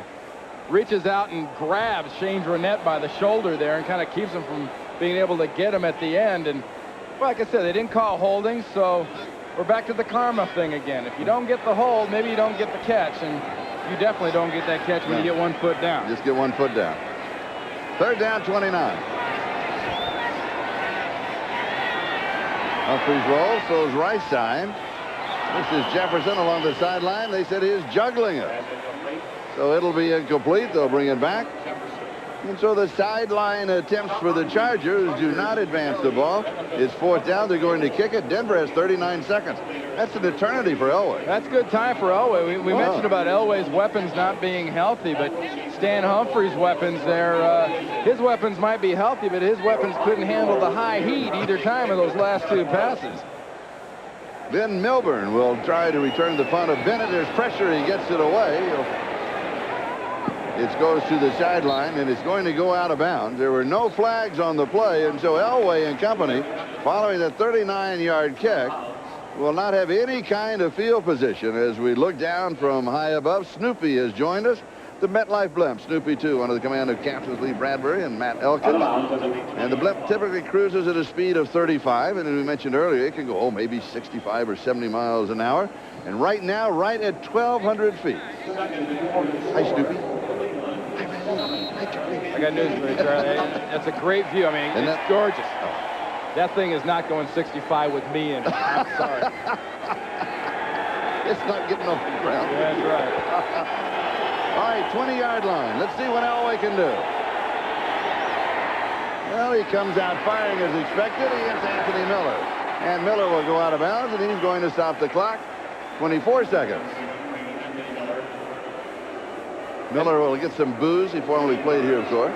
And he makes a good, smart play. You know, with 24 seconds left, he gets his yards and he gets out of bounds. And Elway's got to almost be taking kind of a poll here in the huddle. Sort of like, okay, who's the healthiest? Who can get down far enough for me to get some points here? Who feels good? He's got all his timeouts. And as you saw, yes. And he trails in the ball game, 7-3, with those timeouts. Getting part of the infield, slides just a little, couldn't set himself. Miller incomplete. That was second down and 2, so it'll be third down and 2 at the 28-yard line now with 20 seconds time remaining. Elway has completed 11 of 16 for 117 yards. We were talking to John about, well, first you talk about Sayal. What do you got? Well, watch what happens here on this play. They're going to force force Miller inside underneath. Who's in there? Junior's in there, and look, watch him now. I didn't hold him. No, wasn't me. No, it's inside 5 yards. Wasn't me. 3rd down and 2. And Elway is going to be sacked. Sean Lee. We'll give him a half, and let's give Leslie O'Neal a half. Well, as much as John Elway has seen of Leslie O'Neal, he's lucky that's really the first time he's grounded him. Watch what happens. Sean Lee, half of what they call here the 2 tons of fun up front at tackle. Gets in there from the back, but the first guy to get him was Leslie O'Neal. It is halftime. San Diego leads by a score of 7-3. Now let's go to Greg Gumbel in our NFL on NBC studio in New York. This is the Domino's Pizza NFL on NBC halftime report. Brought to you by Domino's Pizza. When it's gotta be great and it's gotta be now, it's gotta be Domino's. Those of you who've been watching Denver and San Diego, we welcome you back to our studios here in New York. Greg Gumbel, Mike Ditka, Paul McGuire, and Phil Simms. Strange faces all around. Let's run through the scores and highlights for you, beginning with the game in Cleveland, where the Browns are leading the Kansas City Chiefs by a score of 7-3. Marcus Allen left the game in the first quarter, cut above his eye. Stitches fixed that up late in the first. Ernest Biner, nice little spin right there for a 7-yard touchdown run. Cleveland's first rushing touchdown of the season. The Browns are leading the Chiefs by a score of 7-0. Phil Simms, you think these Cleveland Browns are looking pretty decent? They're pretty good. The defense is dominating again. Vinny Testaverde is being solid, making good decisions, throwing the ball well. But the one problem, they're not running the football still very good. All right, the Kansas City Chiefs are 3-0. They have never started a season 4-0. They're looking to do that today. In Dallas, the Cowboys hosting and leading the Arizona Cardinals by a score of 24-10 as they approach halftime in Irving, Texas. And Mike, you know, we heard in the pregame show Will McDonough saying, you know, it's entirely possible after ankle surgery Deion Sanders may miss the rest of the season. What does this mean? What kind of an investment has Jerry Jones made? Well, you've got a lot of love down there. I mean, there's a lot of love. There's no question about that. But I don't know. Here's my read on this deal. They made a bad investment if the guy plays 30 games for him. At $12.5 million bonus, plus what they're paying, it's a bad investment if he plays 30 games a year.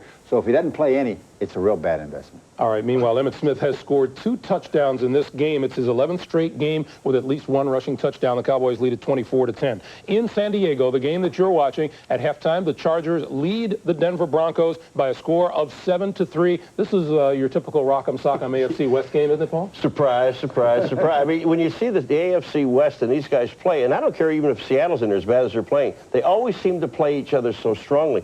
When you look at the AFC West, you think defense, and this is what these guys play, and that's exactly what's happening here. Well, San Diego's defense is holding the AFC's top offense to a field goal so far at 7-3. In Oakland, the Eagles led 17-0 after the first quarter. Raiders have come back to tie at 17-17 in Oakland. In Cincinnati, the Bengals and the Houston Oilers. The Oilers lead at 21-14 in the second quarter. The 2 youngest coaches in the NFL, Houston's Jeff Fisher, Cincinnati's Dave Shula. 0-0 game in the first. Chris Chandler to Chris Sanders, 58-yard touchdown and an early 7-0 lead.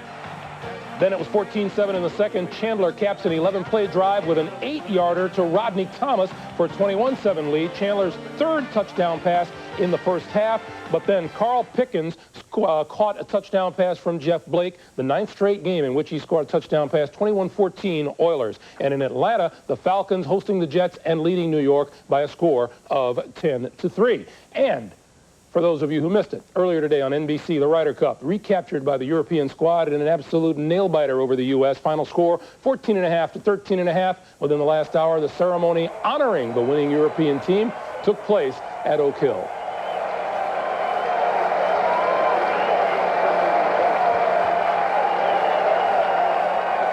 The Europeans recapture the cup for the first time since 1989. The 2 team captains spoke in an emotional closing to an extraordinary event. I want to congratulate the European team for a wonderful week of golf. They played magnificently, and those of us in the European team want to stand and applaud your efforts. I feel very honored to have been associated with 12 such wonderful men and ladies.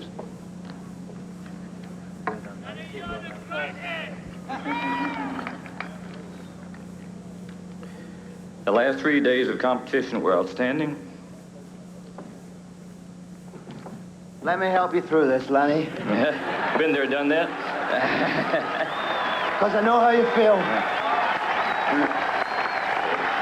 And I'm looking forward to the match, continuing these great matches. And no doubt at Valderrama in Spain in 1997, it will go down to the last green again. That's just how close these matches are.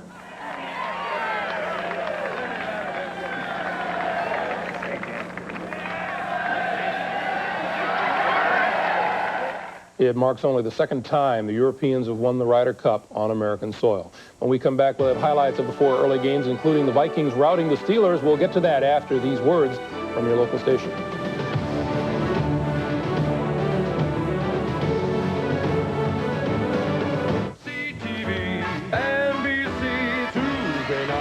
On Wings, they burned down their house. Oh, wow. Now Helen plots her twisted revenge.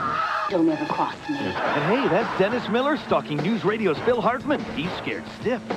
And Frazier and Niles go from business partners to sparring partners. I have made a fist, and I'm thinking of using it.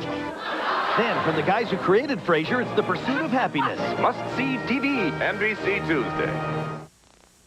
Yoo-hoo! Kevin! Gotta go.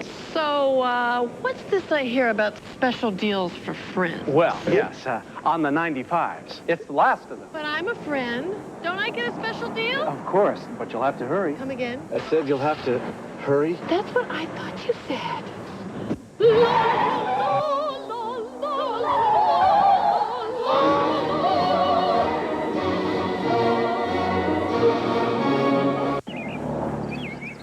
Oh, man, it's early. Well, farm boy here wanted to try one of these new biscuits. Hey, early bird gets the worm. The worms must get up early. Ladies and gentlemen, Exhibit A. Nice. New fresh baked biscuits with bacon, egg, and cheese. They're bigger than McDonald's and now just 99 cents at Burger King. My mother used to make biscuits just like these. And you moved out? Who said he moved out? New fresh baked biscuits at Burger King. KSBY 6, NBC, now and toward the year 2000. This is the Domino's Pizza NFL on NBC Halftime Report. Brought to you by Domino's Pizza. When it's gotta be great and it's gotta be now, it's gotta be Domino's. Welcome back, everyone, to our studios in New York. Greg Gumbel along with Mike Ditka, Paul McGuire, and Phil Simms as we run down scores and highlights from the early action. And we'll begin at Three River Stadium in Pittsburgh, where the Steelers were handed their lunch today by Minnesota. 44-24 is the final score. Quarterback Mike Tomczak intercepted 3 times, replaced by Jim Miller. 3-0 Pittsburgh in the second. Vikings running back Robert Smith, nice little cutback, breaks through, overcomes a loss of a shoe en route to a 58-yard touchdown, and the Vikings led 7-3.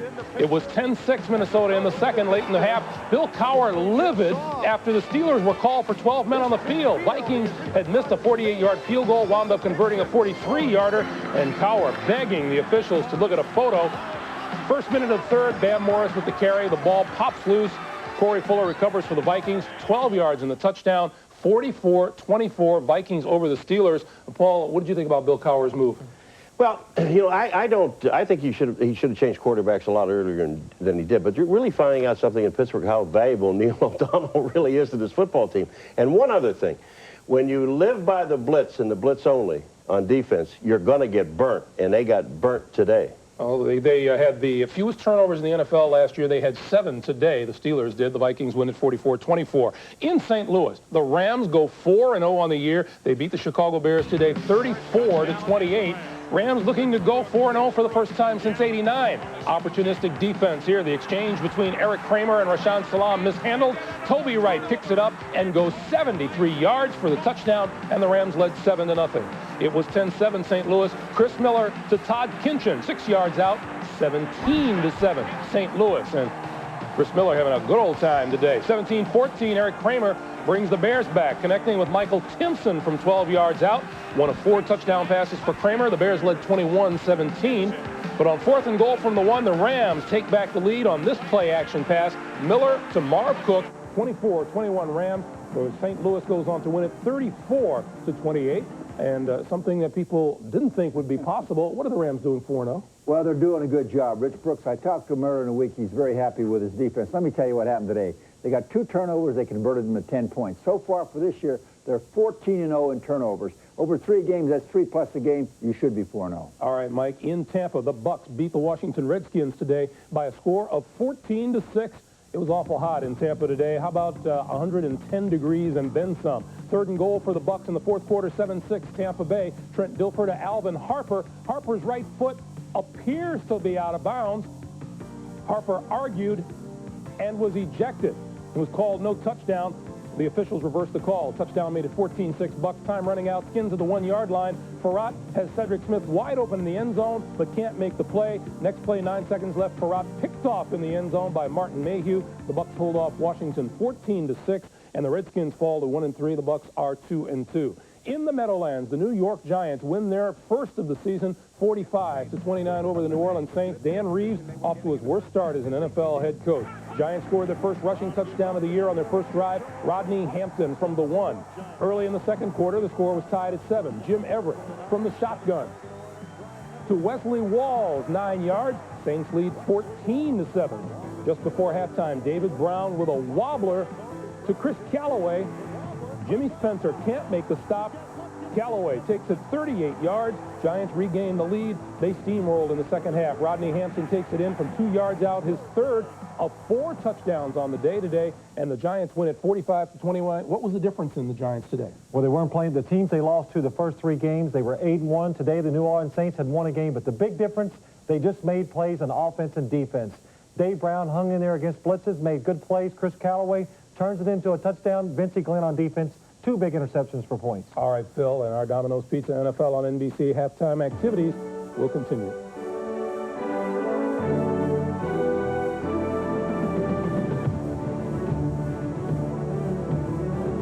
It's the premiere of Must-See TV Sunday with 4 great comedies, including the huge premiere of Mad About You. But first, on an all-new Brotherly Love, can Joe's girl handle Matt? Your shoulders are stiff. I think the rest of me's okay, Miss Wagner.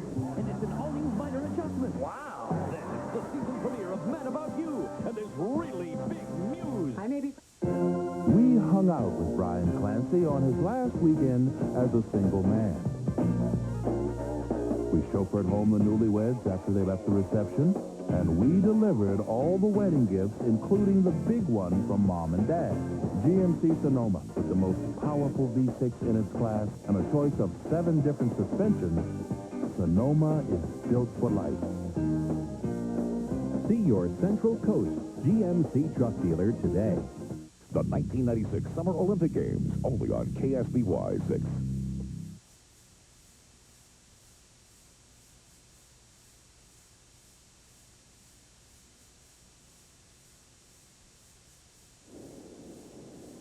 We're getting ready to start the second half. The San Diego Chargers at halftime leading the Denver Broncos by a score of 7-3. I'm Charlie Jones with Randy Cross. My impression of the first half, San Diego has the best team. The Denver Broncos have John Elway, and it's a standoff. Well, what John Elway doesn't have, too, is, like I keep telling you, his weapons are sick. Yeah. You know, the gun's kind of ready to go, but the bullets are jammed. There's nothing in there. The guys are knocked up. They're banged up. They're just not where John wants them to be, and I think it's really affecting what Mike Shanahan and Gary Kubiak offensively can call for this offense. Well, the offense of the Denver Broncos will have the first opportunity here in the second half. Chargers lead it 7-3. Lynn Milburn is the deep back to return for the Denver Broncos. And in case you're just joining us, 2 long drives in the first half leading to the score on an absolutely gorgeous day here in San Diego. Now from the 5, 15, 20. And he'll return near the 24-yard line. And as he does so, time for us to check out the halftime statistics is presented by Coors Light, where you tap the Rockies. And what really jumps out at you there are the obvious ones. The rushing yards from San Diego, and that means Natron Means. And the time of possession. I mean, look at that, 18:04. And the reason this isn't 14-3 is that one turnover you see there on the San Diego side when they were right down there in scoring opportunity to get one in. Ronnie Bradford, I believe, is the injured player for the Broncos. Who is down? Yes, it is. So we have an injury timeout on the field at the beginning of the third quarter, and let's check out the left side of the screen. That's where he comes. See him just sort of tripping in and twisting either an ankle or a knee. He goes right for the knee there, and that's what happens because bodies come at you, and bodies fly, and bodies twist in places they're really not supposed to when you get on special teams. These bodies are going to step aside. Back in a moment. Introducing the new Plymouth Grand Voyager. It's filled with clever ideas. Now there's a sliding door on this side and this side. 27% more room for you and all your stuff. And seats that roll out of the way. A gazillion cup holders that hold almost anything. Plus more safety and greater visibility. You can carry more and do more. The new Plymouth Grand Voyager. It simply slides, folds, protects, unfolds, rolls, and drives better. Save some hot water. Too late! Honey, turn up the heat. It is up. Please let it be him. Let it be him. Please let it be him. The gas-fueled complete heat system from Lennox. It's him. Virtually unlimited hot water and comfortable home heating in one unit. And it runs on economical natural gas, so it's super efficient. Yes! The Lennox complete heat system. Not just heat, complete heat. Yes. Clean natural gas. Think what you'll save.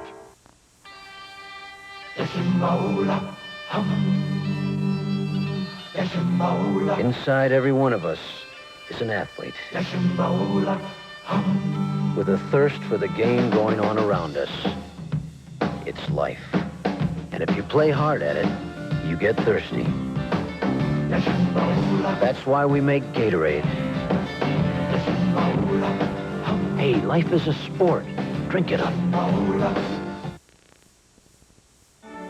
The NFL on NBC is brought to you by Dr. Pepper and your local Dr. Pepper bottler.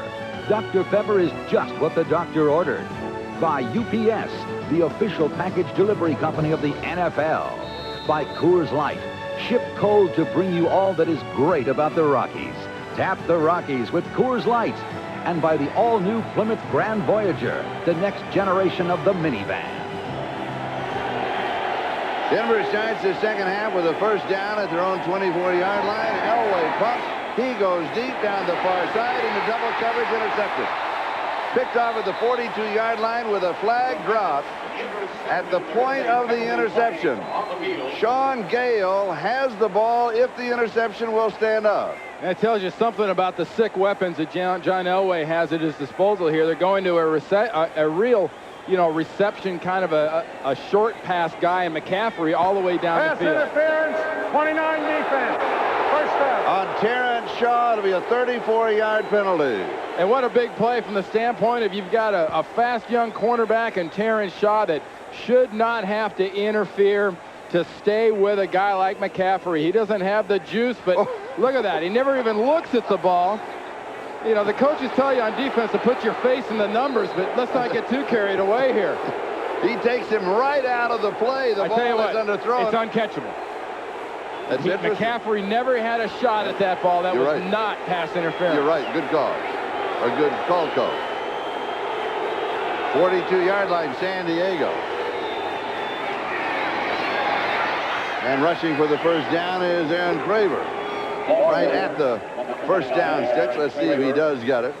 They're going to spot it just shy of the 32-yard line. And explain for those in our audience that might not understand why that would not then be pass interference. Well, it's hard to interfere with a receiver when the ball is 3-4 yards down behind him. The whole idea of pass interference is that the defender is impeding the receiver's chance to get at the ball. Is he impeding McCaffrey's chance to get at the ball? Now look where the ball is. It comes in right there. It's marginal. It's marginal. I don't think he's got any shot in the world to get that ball.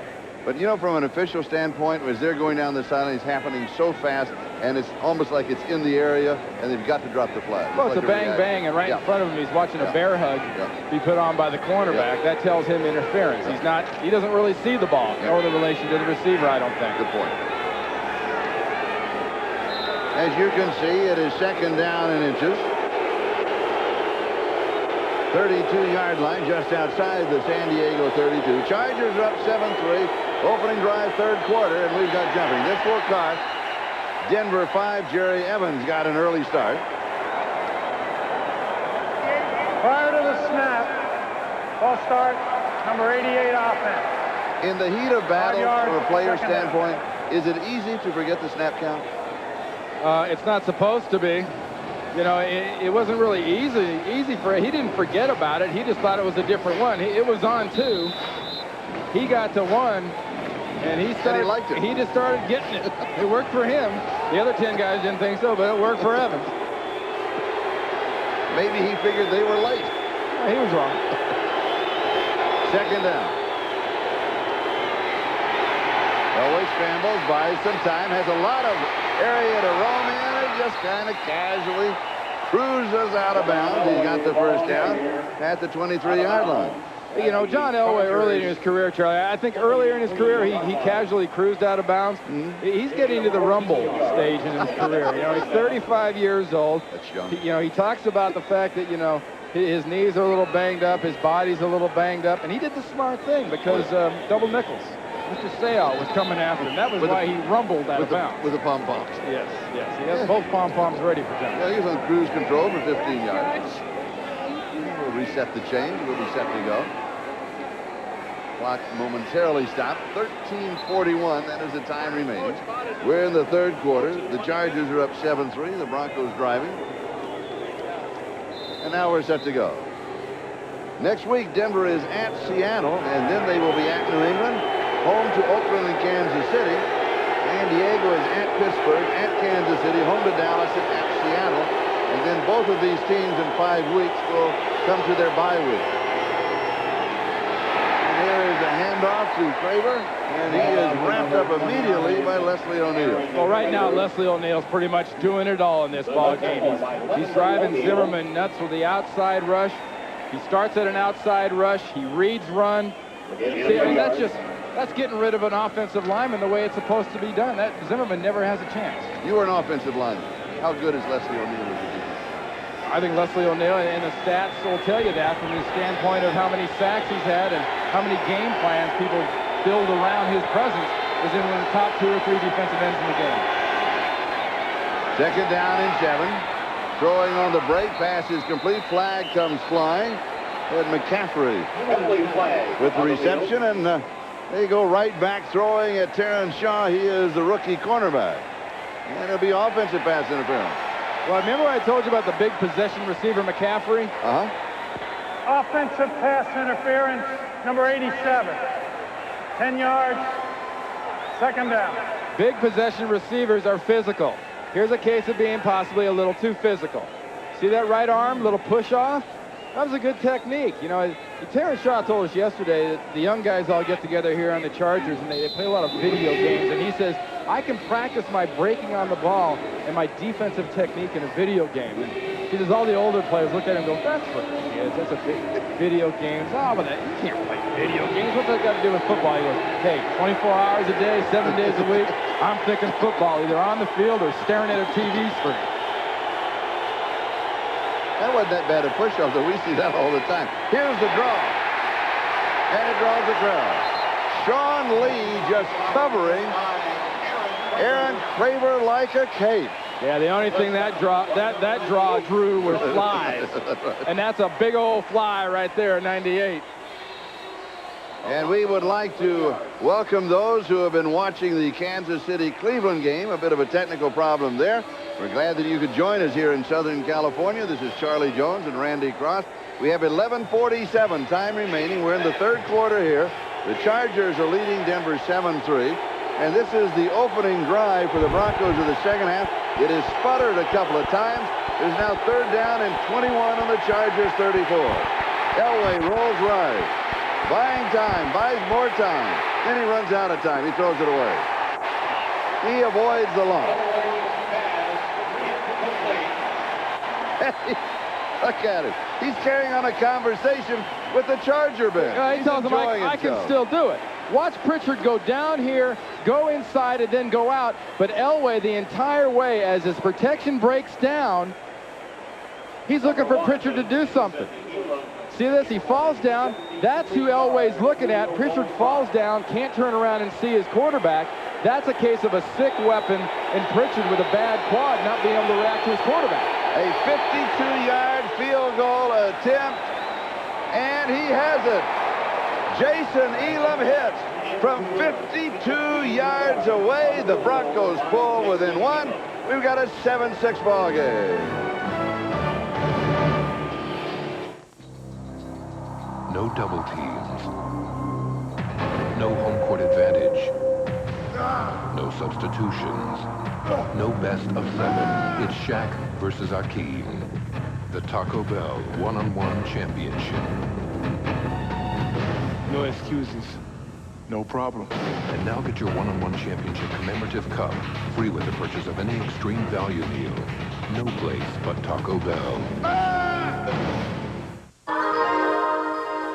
Here's another clever idea from Plymouth. To make the new Plymouth Grand Voyager even more versatile, they simply went back to the drawing board. And voila, a driver's side sliding door was born. Now it's twice as easy to get into, twice as easy to get out of, twice as easy to load, twice as easy to unload. Grand Voyager. It simply slides, folds, protects, unfolds, rolls, and drives better. I got it! Tap the Rockies! Coors Light! Tap the Rockies! Coors Light! Hey! Coors Light, the silver bullet. It's shipped cold to tap the clean taste of the Rockies. Tap the Rockies! Coors Light!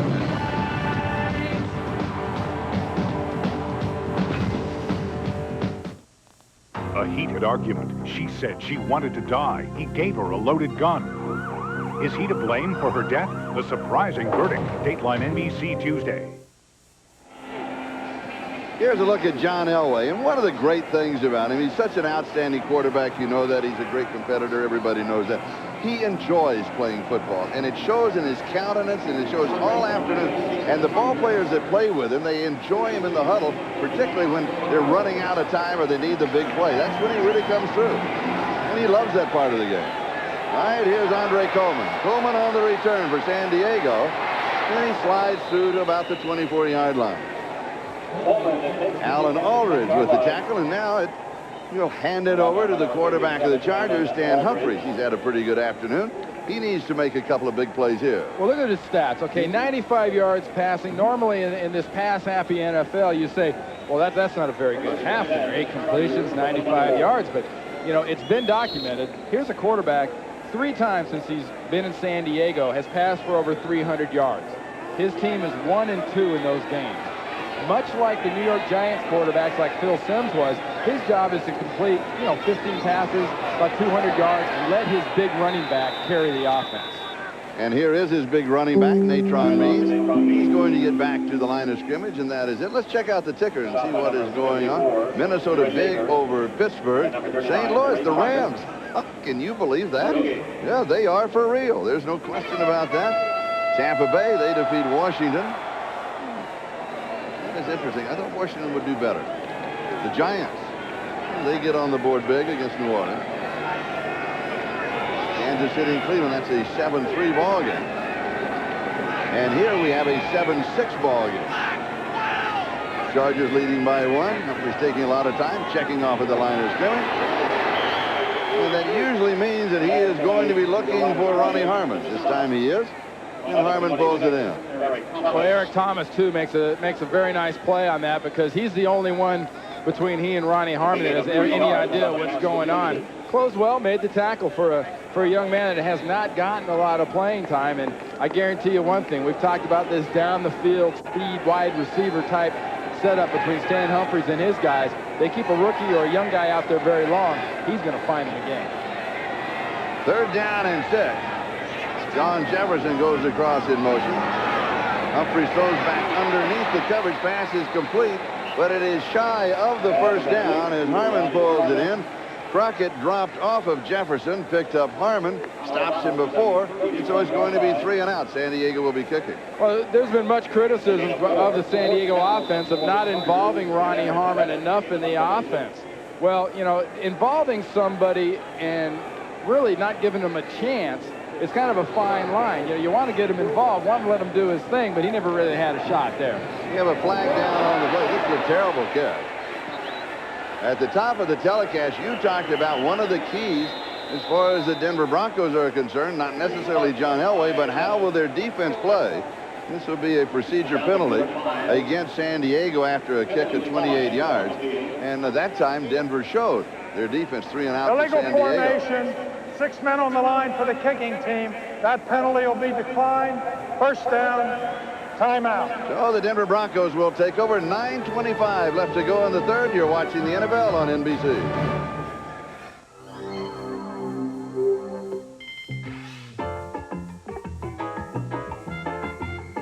Starting with Windows 95, new games, kid software, and CD-ROM titles will run faster and be easier to use,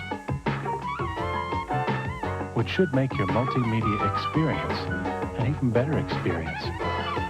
Start discovering. Start Windows 95. Business is about as predictable as the weather. You never know when a storm's going to hit. And you need it when? All you know is you have to respond. So UPS guarantees overnight delivery by 10:30 a.m. and even 8 a.m. And for problems that can't wait till tomorrow, It's one ship that I need. there's now same-day delivery. Only UPS offers you all these choices. We're back in business. But that's what planning for a rainy day is all about. UPS, moving at the speed of business. Here's another clever idea from Plymouth. In the new Plymouth Grand Voyager, a seat is not only a seat, it's a table and a cup holder. It can come with a drawer, and one seat can convert into 2 reclining child safety seats. Overall, the Plymouth Grand Voyager seats are the best minivan seats on wheels. In fact, they're the only minivan seats on wheels. Clever idea. Plymouth Grand Voyager. It simply slides, folds, protects, unfolds, rolls, and drives better. Thomas, Means, Megan, Metcalf, Walker, and more. 8 of the NFL's elite running backs compete in a test to see who's best as they run to daylight. Plus, who's the league's top speed burner? The NFL's fastest man settles the score. All on Sports World next Saturday at 4:30 Eastern on NBC. We're talking about Junior Seau being the pom-pom guy. There's Greg Robinson getting out the pom-poms.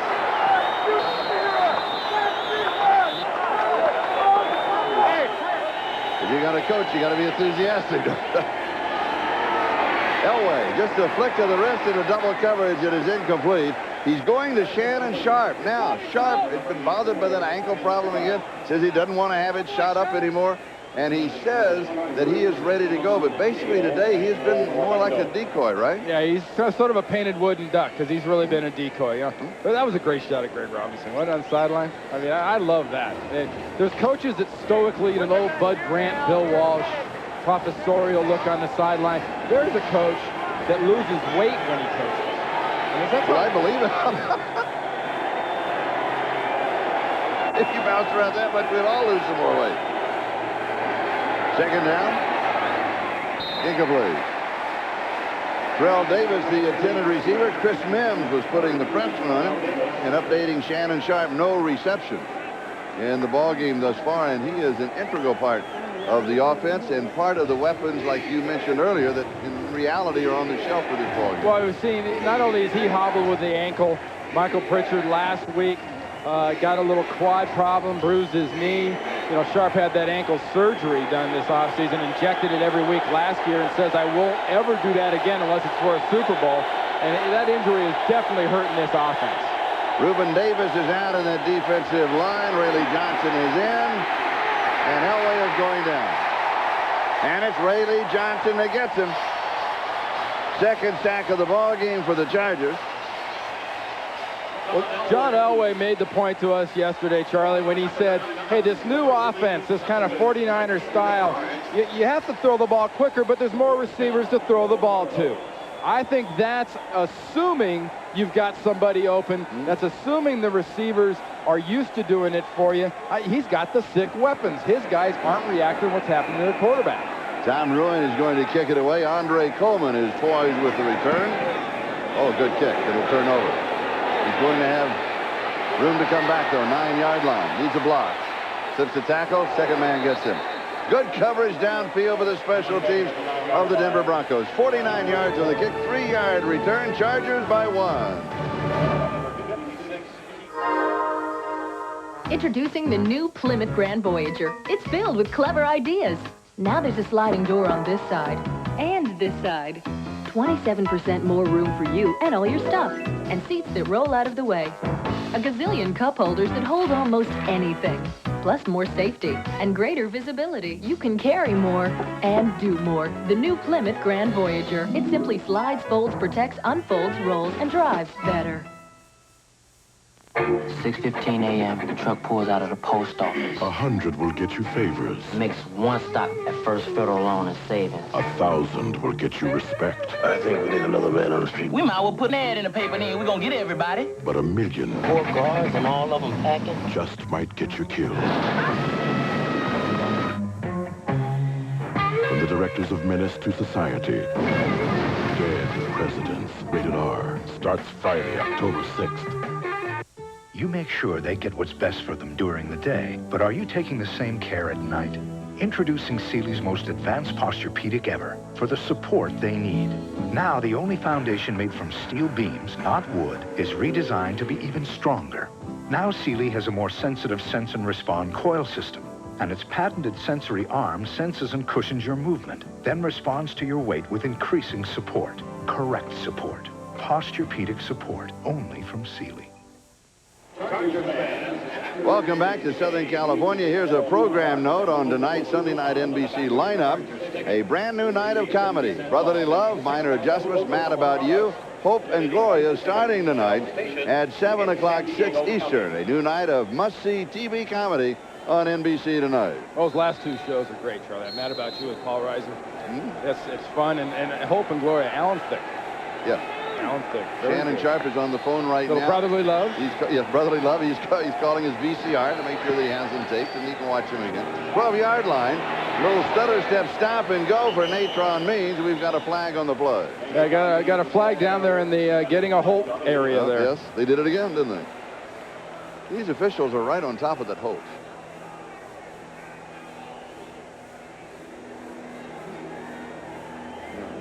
McAwee will let us know. Holding, number 77, offense. Eric Half Moten. the distance to the goal line, first down. Once again on Eric Moten right here working against Michael Dean Perry. Remember that burst, that quick move?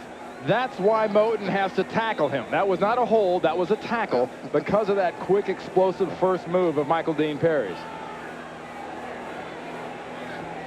With the penalty, the ball goes back to the 6-yard line. Down goes over. 1st and 16. Ronnie Harmon now checks into the backfield. Pass goes to Sean Jefferson, 15-yard line. Well, he'll pick up 9 on the play. It'll be 2nd down and 7. Elijah Alexander, who has the interception in the ball game for the Broncos, makes the tackle. You know, for the young people out there, watch him snatch this out of the air. Now, that's the way you're supposed to catch a pass. You know, so often people kind of let it get into their bodies and whatnot. These guys go up, grab the ball with the hands, and then bring it in and tuck it in. And, you know, short pass is not his specialty. His is down the field. Hands, key word. He does not wear gloves. Underneath, he wanted to go to Ronnie Harmon, and then he pulled it back, and then he's going to be dropped to the 10.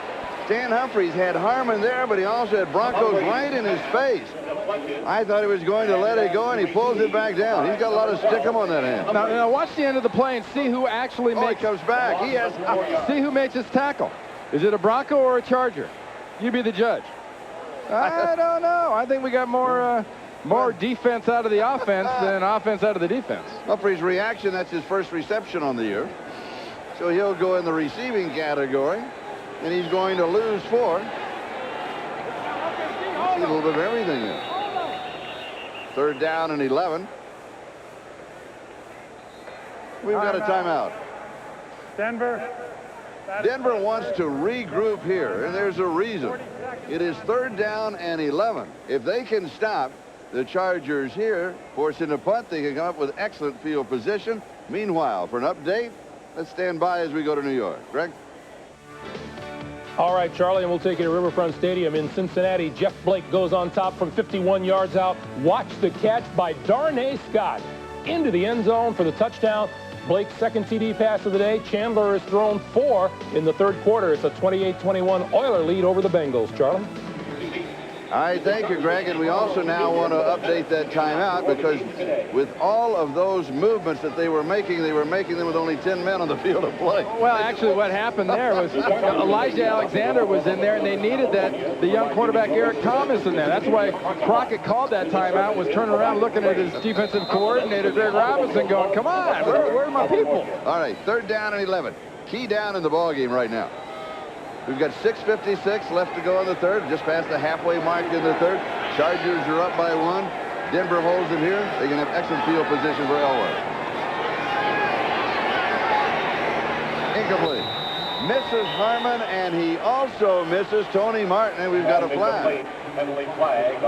I think Eric Moten, number 77, might have picked up another 10 yards, or at least another holding penalty. Holding, number 77, offense. He does it. That penalty is declined. 4th down. They'll refuse it. 4th down. They'll kick it away. Well, let's take a look at this. Here's Eric Moten, 77. Let's kind of be judge and jury here. Did he or didn't he? Double teaming on Michael Dean. Coming around. Well, that was not a hold. That was a takedown. You get 2 points in wrestling for a good takedown, and that was a good takedown. And I know you're getting ready with that information. There's Harmon, because you'll be covering that in the Olympic Games. Oh, what a great kick. Whoa, look at this. Milburn backtrack to the 27-yard line. He returns to the 40. Darren Bennett, 61 yards. That's right, 61 yards, a 14-yard return. Back in a moment. Dr. Pepper presents... What a play! Just what the doctor ordered. The Chief Steve Bono used to be Joe Montana's backup. Now he's starring in the leading role. Stay tuned for Just What the Doctor Ordered. Chiefs score again! No steel in your thunder. No, it can't be contained. You fill me with wonder and cool me off like rain. You're a part of me, that's a part of me. Without you, I'm just a lonely melody. But together we are harmony. Dr. Pepper, you're a part of me. In leading Kansas City to a surprising 3-0 record, Steve Bono has thrown 6 touchdown passes. The Chiefs are off to a fast start in the AFC title chase, and cool quarterback Steve Bono has proved to be just what the doctor ordered. Laboratory tests show the Stanley Sharpshooter staple gun requires a mere 19 pounds of force to drive a staple flush. Our competitor's model requires just a bit more. The Sharpshooter, only from Stanley. Presenting the ultimate tire for your 4x4, the Michelin LTX. Michelin technology gives it a smooth, quiet ride. Yet it's tough enough, Michelin enough to get you through anything. Darren Bennett made that one look easy, 61 yards. Why is it easy? Well, here's number 19 playing a little Australian rules football. I mean, it's easy to kick in American football. It's good when you just have to kick the ball straight. There you got to kick it. You got to curve it. You can see he's telling you right there, I got to go to the right. I got to go to the left. I got to kick it between the sticks. And the nice little man in the funny-looking suit makes his little signal. He's called the referee. First down, Denver. And they open on the ground. They come back with the San Diego Terrell Davis. He's going to make, maybe a yard before he is pushed back. He's 5'11", 200 pounds. Tell you, the one group that is taking control of this football game right now is really the front 4, maybe say the front 7 of the San Diego Chargers, because Elway, not having the weapons he normally would have, I think really has to make more of an effort to establish the running game to keep those big guys off him. But he's got Leslie O'Neal, Ray Lee Johnson in that defense just after his backside. And Willie Clark joins him in the secondary. It is 2nd down and 9. He gets the pressure, steps away, avoids another, picks up a block, buys all kinds of time, then he throws back. And that is an ineligible receiver. He saw the jersey. That's an offensive lineman. But he didn't make any attempt now. Charlie, You know the old sailors saying, any port in a storm. Right, that's right. Well, this is Hurricane Blue blowing in his face right here. Nobody can get them down, but they keep swirling, they keep coming. And the friendly port in the storm, I mean, so what? It's got a white jersey, and if I've got that staring at me, a Ray Lee Johnson in the face, I'm throwing it to the friendly color. Meanwhile, downfield, nothing there. And that's why. Nothing there. Great coverage downfield. Terrence Shaw over Anthony Miller. This time he fires very quickly to McCaffrey. It is low. It is incomplete. It is 3 and out, and the Broncos will be kicking. And when it's going bad, you're getting pressure when you're passing. Your running game's not going, and when you finally go to a possession receiver on a possession-type play, you don't throw a very good pass and give him a shot to really catch it. Was that Mark Schleff that was the port in the storm that avoided the ball? I would have loved to see the closer. You're throwing it to me. He had the right colored jersey on as far as John was concerned. That's right. You're looking for the white. Andre Coleman. Another good kick. And it is taken at the 7-yard line. Has a little bit of an opening. That is an excellent coverage by both of the special teams, because we have two outstanding return men in Glenn Milburn and in Andre Coleman. A 51-yard kick and a 5-yard return. Next Sunday, NBC Sports presents another exciting NFL doubleheader starting at 12:30 Eastern with the NFL on NBC. Featured in our doubleheader lineup, father versus son, the Shula household. Next week, it is Don against David. Undefeated Miami taking on Cincinnati next Sunday. And then others will see Parcells Patriots. Oh, I like that. We try to tune up that offense after a week off as they travel to Atlanta. Then another late games, most of you to see these same Chargers as they head to Steeltown, others to see the Broncos, the Seahawks, and the Oilers hosting the Jaguars. And the pass is incomplete. So that's a doubleheader on NBC. Next Sunday, the NFL on NBC. Here, 5.5 minutes left to go in the third. A very fast-paced first half, Randy. Slowing down here in the third. Chargers are up by 1, 7-6. A lot of that's really going back to the fact that, you know, Natron Means has not been featured. In fact, he just came off the field right here on this play here. 2nd and 10, no Natron Means. That means a pass. That means the clock stops, and hopefully that means we don't get another flag. And it also means that Ronnie Harmon, and here he is. He takes the handoff, heads for the side, a little stutter step. There's that little scissor move as he goes out of bounds and around the 17-yard line. Well, this is one way to get caught on the horns of your proverbial dilemma. You can't decide if you want to go in left, juke out right. What do you want to do? How about up? How's up sound? There is number... not too good. Up doesn't sound too good. Number 27 is Steve Dilemma Atwater. Yes, right. He got him on the horns. You're right. 3rd down and 6 of all of the 18.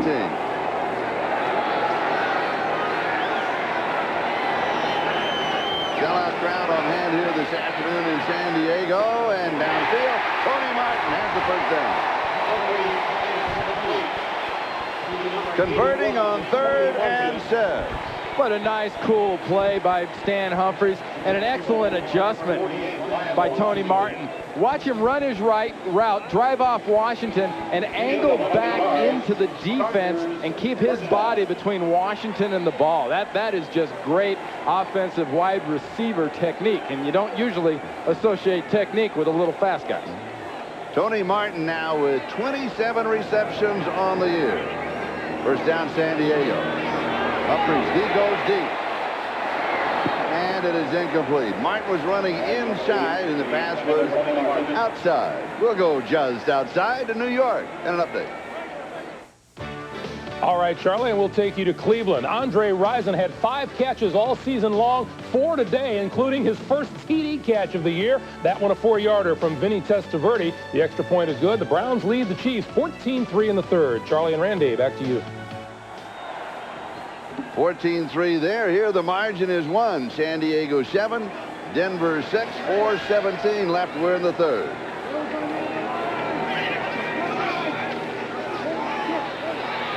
Humphries wanted to go to the right flank. Instead, he goes downfield to Sean Jefferson. A sliding grab. He'll pick up the first down. Lionel Washington was there to cover him. Well, the reason he goes to Jefferson right there is that Steve Atwater bit so hard on Natron Means. Watch Atwater fill up here when he sees Means go into the flat, and that opens up the area where the ball is completed. Watch Atwater. He waits, then he attacks. And when he attacks, that's what opens up the area for that pass completion. Reverse angle? Yeah, you'll see the attack come in on your right-hand side. You've got picks going on, you got pass blocking going on, and really what you have is an excellent job of Stan Humphries reading and almost getting unlucky with the wrong guy. In that case, Mark Say knocking the ball down. You saw him in between Humphries and Jefferson. Jefferson shaken up. A timeout was taken. Clock is stopped. 4:05 left to go. We're in the third quarter. The Chargers trying to mount a drive. Maybe what, the left shoulder, left arm that he's trying to loosen up. This has not been a very pretty drive. It's kind of stop and go, and it hasn't had a smooth flow to it like the drives that we saw in the first half. Remember who's in the white jersey for the Broncos, though? John Elway. You don't want to hang and keep this guy close. You get a shot, you better put him away. Natron Means, 45-yard line. And if you're going to try to put somebody away, much like in a boxing match, you're not going to put him away with a soft little jab. You're going to put him away with a good hard right and kind of a bolo shot. And the designated bolo shot for the Chargers is definitely Natron Means. He's the guy you use for your knockout punch. And you saw the little pushing and shoving, Randy, and here's a graphic for you. Well, that's what he's done, and that's what he does best, as you see. The yards after contact, usually the lower that is for Natron Means, the better job the offensive line's doing, because he's getting further past the line of scrimmage before anybody gets a hold of him. 2nd and 5. Comes down throwing it. Could be way high over Jefferson. So he has not been on target in the second half with any crisp passes thus far. And there's Bobby Ross, the head coach. He has been struggling with his health. It's been kind of up and down. Well, feeling better, eating a lot of ice cream. Monday night he had another bout of abdominal pains. I checked him into the hospital here locally, and a very telling comment by Bobby Ross is, how did it hurt? Well, it hurt worse than the first time. Well, why didn't you just go? He goes, I had to finish the tape. Finish the tape? Far side, pull down. Mark Say. His second outstanding grab in the ball game, and remember, he missed one earlier that cost an interception. Well, and the one he missed just 2 or 3 plays ago, he was trying to catch, went for a completion to Jefferson, but he's the inside receiver in motion. Watch him break out strong and then climb the ladder. Eric Thomas, 26, working against him, but that's why they have Mark Say here. He's supposed to make those catches and not miss the ones like he did in that critical situation that set up that interception earlier. Back to the ground. Here's Natron Means. He's around the corner, got the first down. He's going to ramble for close to 20 yards on the play. Officially, it will be 18. And a Bronco is down at the 47-yard line. And that's Steve Atwater. And the defense of Denver cannot lose him. You know, and the main reason is you've got a running back that's getting into the backfield, into your defensive backs. He gets caught up in a pile, he being Atwater, and gets twisted around. But, you know, the main problem for the Denver defense and their coordinator right now, Greg Brown, is that Atwater's on the ground and is not available for at least the next play to stop that guy right there. Because when he gets excited, he starts having fun. He can be dangerous, and you need your best tackler, and Steve Atwater is definitely the best tackler on this Broncos team. Meanwhile, Natron Means, in 16 carries, has rushed for 91 yards. And you remember what I told you earlier, Charlie, about, you know, the lower the number of yards after the tackle is? You know, how many yards down the field was Natron before anybody got near him and you could call a tackler? You know, that's maybe good. One or two at the end, you're right. That's good offensive blocking by his offensive line and receiver. Now, something we're seeing here in the latter part of the third quarter on the San Diego Chargers side, and we saw this last week, and we also saw it last year. It's almost like they are taking control of the ball game in an ugly manner. And they're forcing things, and they're forcing the defense to do the things the Chargers want them to do. And they're using with Natron Means and a couple of good receptions, and they're pounding it away. And all of a sudden, they have taken control of the ball game, and this is what took them to the Super Bowl last year. Exactly. And, you know, Greg Robinson, the defensive coordinator there, talking to Steve Atwater, knows full well that the key to stopping this offense is not worrying about the aesthetics.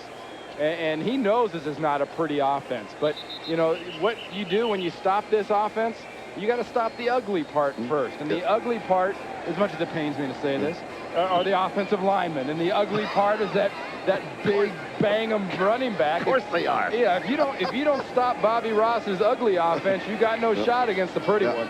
You're right. You are absolutely right. Sorry about that, guys. The ball is now at the 29-yard line of Denver. 2:17 and counting as the clock has started again. Third quarter. They've gotten here with Natron and blasting it. Look for him to stay with it. If they go to the air and try to take a shot and make a mistake, it's a big mistake. Natron now lines up 7 yards behind the quarterback. And he's going to lean for a yard, maybe 2, and that's going to be about it. That was first down at the 29-yard line, so they'll mark it for 1 or 2, and it'll be second down and long. Atwater back in the ball game. Good news for the Denver Broncos. Very warm afternoon. No cloud break at all. And we're seeing a little bit of what I talked about in the first quarter at the beginning of this game, Charlie. The fact that it's warm, it's hot. The Chargers are a big offensive team. They look on this drive at least to be starting to wear down the Broncos. They come back once again with Natron. And he picks up 1.5 yards. The clock is moving. Going to be third down, 6 or 7 to go for the first down. Then you look for Stan to throw here. Well, that was a good job by Harold Hasselbeck. You know, no sooner do I say they're sort of wearing down and look like they're slowing down, and there's a case where all the blue shoulder pads were up above the white shoulder pads, and it was a good stuff job by the Denver D. In the AFC West, Oakland was down to the Philadelphia Eagles 17-0. They now have 27 unanswered points. The Raiders lead by 10, 27-17 in the third of that ball game. Oh, what a turnaround for them. Here's pressure. Steps forward, throws, passes complete, 20-yard line. An outstanding open field tackle. We've got a flag on the play. Harmon pulled it in, and Washington nailed him with a picture-perfect tackle. We'll check out the play.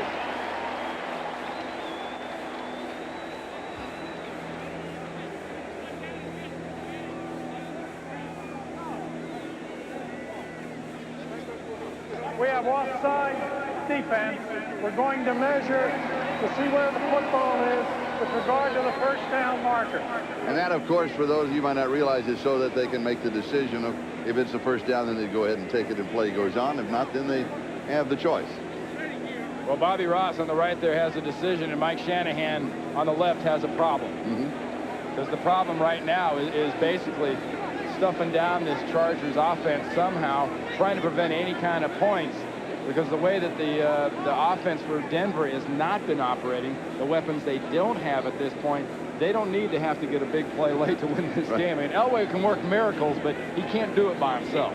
Offside, number 48 defense. He was lined up in the neutral zone. That penalty is accepted.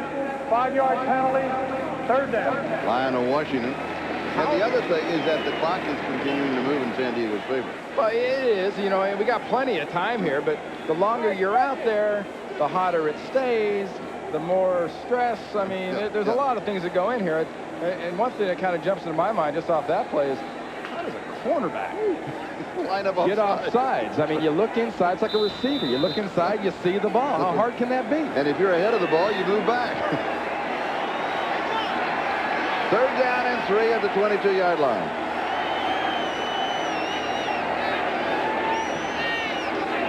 Humphries throws, pass is caught. It's the first down. Tony Martin pulls it in. Elijah Alexander and Lionel Washington on the tackle. You can catch Dan Humphries in a situation where he's hotter than a firecracker and hit you at 20 for 24. But generally speaking, this quarterback is going to hit the ones he really needs to, and he needed to get that one. After 3, Chargers by 1, 7-6. We'll be right back after these messages from your local station. Tonight, can Joe's new girl handle little brother Matt? Your shoulders are stiff. I think the rest of me's okay, Miss Wagner. All new Brotherly Love, NBC tonight. Hyson Johnson has purchased almost $1 million worth of new Fords from a dealership being sold. Now you can cash in on tremendous savings during the storage yard sell-off. Ford's best-selling models arriving now. Brand new 95s, full factory warranty. Wait till you see the storage yard clearance price. Cars, minivans, trucks. These vehicles priced to sell right off the transports. Perry got a bargain, you get a bargain. Perry Fox, Hyson Johnson, Ford, Lincoln, Mercury, Jeep Eagle, just off 101 in San Luis Obispo. Get pre-approved credit. Call the Ready Credit line now. If you're wondering what to do with your old cans of paint, pesticides, and household cleaners in your home, don't throw them in the trash or pour them down the drain. These products are environmentally harmful and should be taken to a hazardous waste collection site to be safely rid of them for good. 75% of materials brought to household hazardous waste collections are recyclable. Help your community to be safer and our environment to be cleaner by taking your hazardous products to the next collection day in your area. We hung out with Brian Clancy on his last weekend as a single man. We chauffeured home the newlyweds after they left the reception, and we delivered all the wedding gifts, including the big one from Mom and Dad. GMC Sonoma, with the most powerful V6 in its class and a choice of 7 different suspensions, Sonoma is built for life. See your Central Coast GMC truck dealer today. What you really need is a little Baywatch night.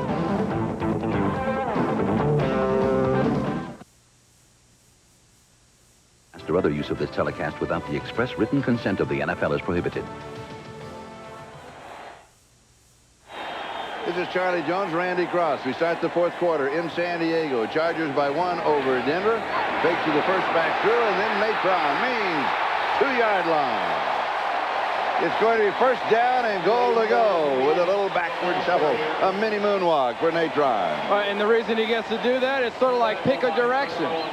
You know, which way does he run the best? Where does he get the most yards? Well, where the biggest hole is, where he's getting the most push, and where he has the best chance to get the furthest without somebody hitting him. And this puts him over 100 yards for the day, 19 carries, 104 yards, Number 70. and a lot of bruises on guys in white jerseys. Number 70. First down and goal to go. Past the century mark in the ball game with still a quarter to go. You keep feeding him if you're the Chargers. And he's hungry. Oh, he is hit at the 5-yard line and still manages to work his way back to the line of scrimmage and maybe another half-yard. Hasselback was there for Denver. Well, the penetration in this situation, goal line short yardage, is what's always key. Coming from the left side of the screen, right through the left side of the offensive line. It was like Swain thought he was going downfield. Davis thought he was pulling, and neither one of them bothered with the defensive tackle. Shannon Mitchell is the H-back. He's the blocking back in front of Natron. And it's Middleton in motion, play action fake. Wants to throw it away. He was looking for Dwayne Young. And Young had double coverage in the back edge of the end zone. And so when Stan saw that, he was out of time, and he throws it away. It'll be third down and goal to go. Well, he throws this away for 2 reasons. One, there's good coverage. And 2, he's going to take a heck of a shot, and he's right about both. Good coverage and a pretty good shot. Now, what he doesn't like here is the way they finished him off. Lodish got a little rambunctious about the way he put him down on the ground, and honestly, Denver's lucky they didn't get a penalty there. Third down, goal to go. Here's Natron, heads the hole.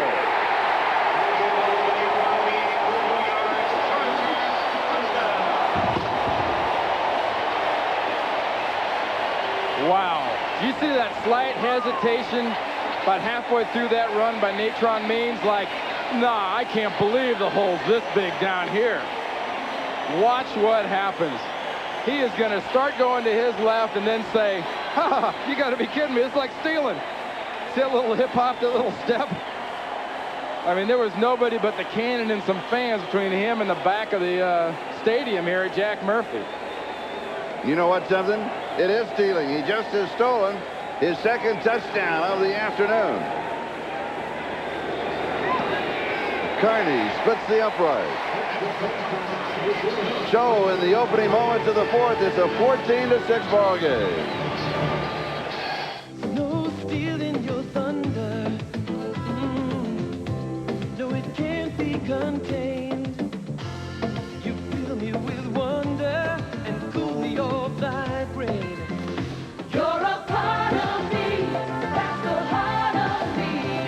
Without you, I'm just a lonely melody. But together we are harmony. Dr. Pepper, you're a part of me. Introducing the TL series from Acura.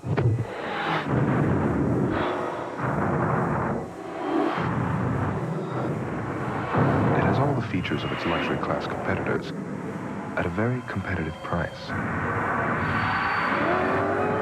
The Acura TL series.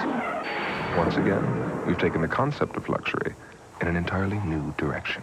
See the new, powerful Acura 3.2 TL, now at your Acura dealer. In any business, you've got to fight to stay on top. But for an assassin, the competition can be murder. Sylvester Stallone, Antonio Banderas. No more chit-chat. Assassins, directed by Richard Donner. Rated R. Starts Friday, October 6th. How far have Goodyear retailers lowered prices? Lower! Everyday lows start at $19.99 and save 25% on other Goodyear tires. How low are the prices? Drop in and find out. The NFL on NBC is brought to you by Dr. Pepper and your local Dr. Pepper bottler. Dr. Pepper is just what the doctor ordered. By Warner Brothers' new motion picture, Assassins, starting Friday, October 6th at a theater near you. By Pringles, so fresh, once you pop, you can't stop. And by Acura, who invite you to test drive the exciting new TL series. Welcome back to San Diego. 13:46. Time remaining in the ballgame. John Carney will be kicking off to Glenn Milburn. The Chargers are up 14-6 over the Denver Broncos. Taken at the 5. 15-20. And a return to him out the 23-yard line. Natron Means, his second touchdown of the afternoon. He had a hole that was wide open. Both touchdowns to the left. Okay, here's Mitchell, here's Young, and watch why Natron Means has this hiccup in his run, and he can't believe the hole he's got. There's a cut block, Atwater goes down, and, I mean, there is nobody within 5 yards of him. That's just a great job. Good job of execution. Rally called now for the Elway-led offense. Now's the time to answer that drive with something of your own. 86 yards on the drive by San Diego, and Natron Means had 46 of the 86. Elway throws back underneath the coverage to Terrell Davis, and Junior Seau is there to wrap him up. See, they're going right in there where Junior's at.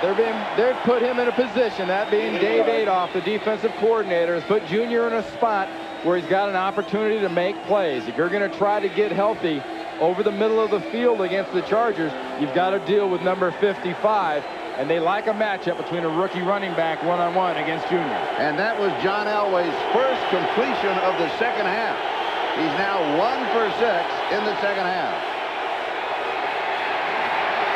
Pressure from the backside, he goes deep, and he overthrows Anthony Miller. I thought Miller held up a step or two. Did he get bumped? There's a flag at the 50.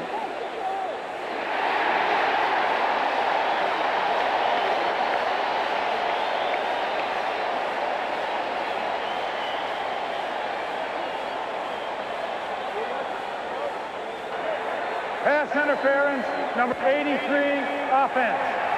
10-yard penalty, second down. Watch top of the screen, outside receiver, 83, Miller working against Clark. See that left arm, little push off right there. Face mask into the hands. There comes the flag. That's frustration more than anything. And they were both pushing off of each other. That's still a tough call. No, you stay out of the guy's face. Yeah. I mean, they can understand incidental contact has nothing to do with taking a shot at somebody's head. 2nd and 19.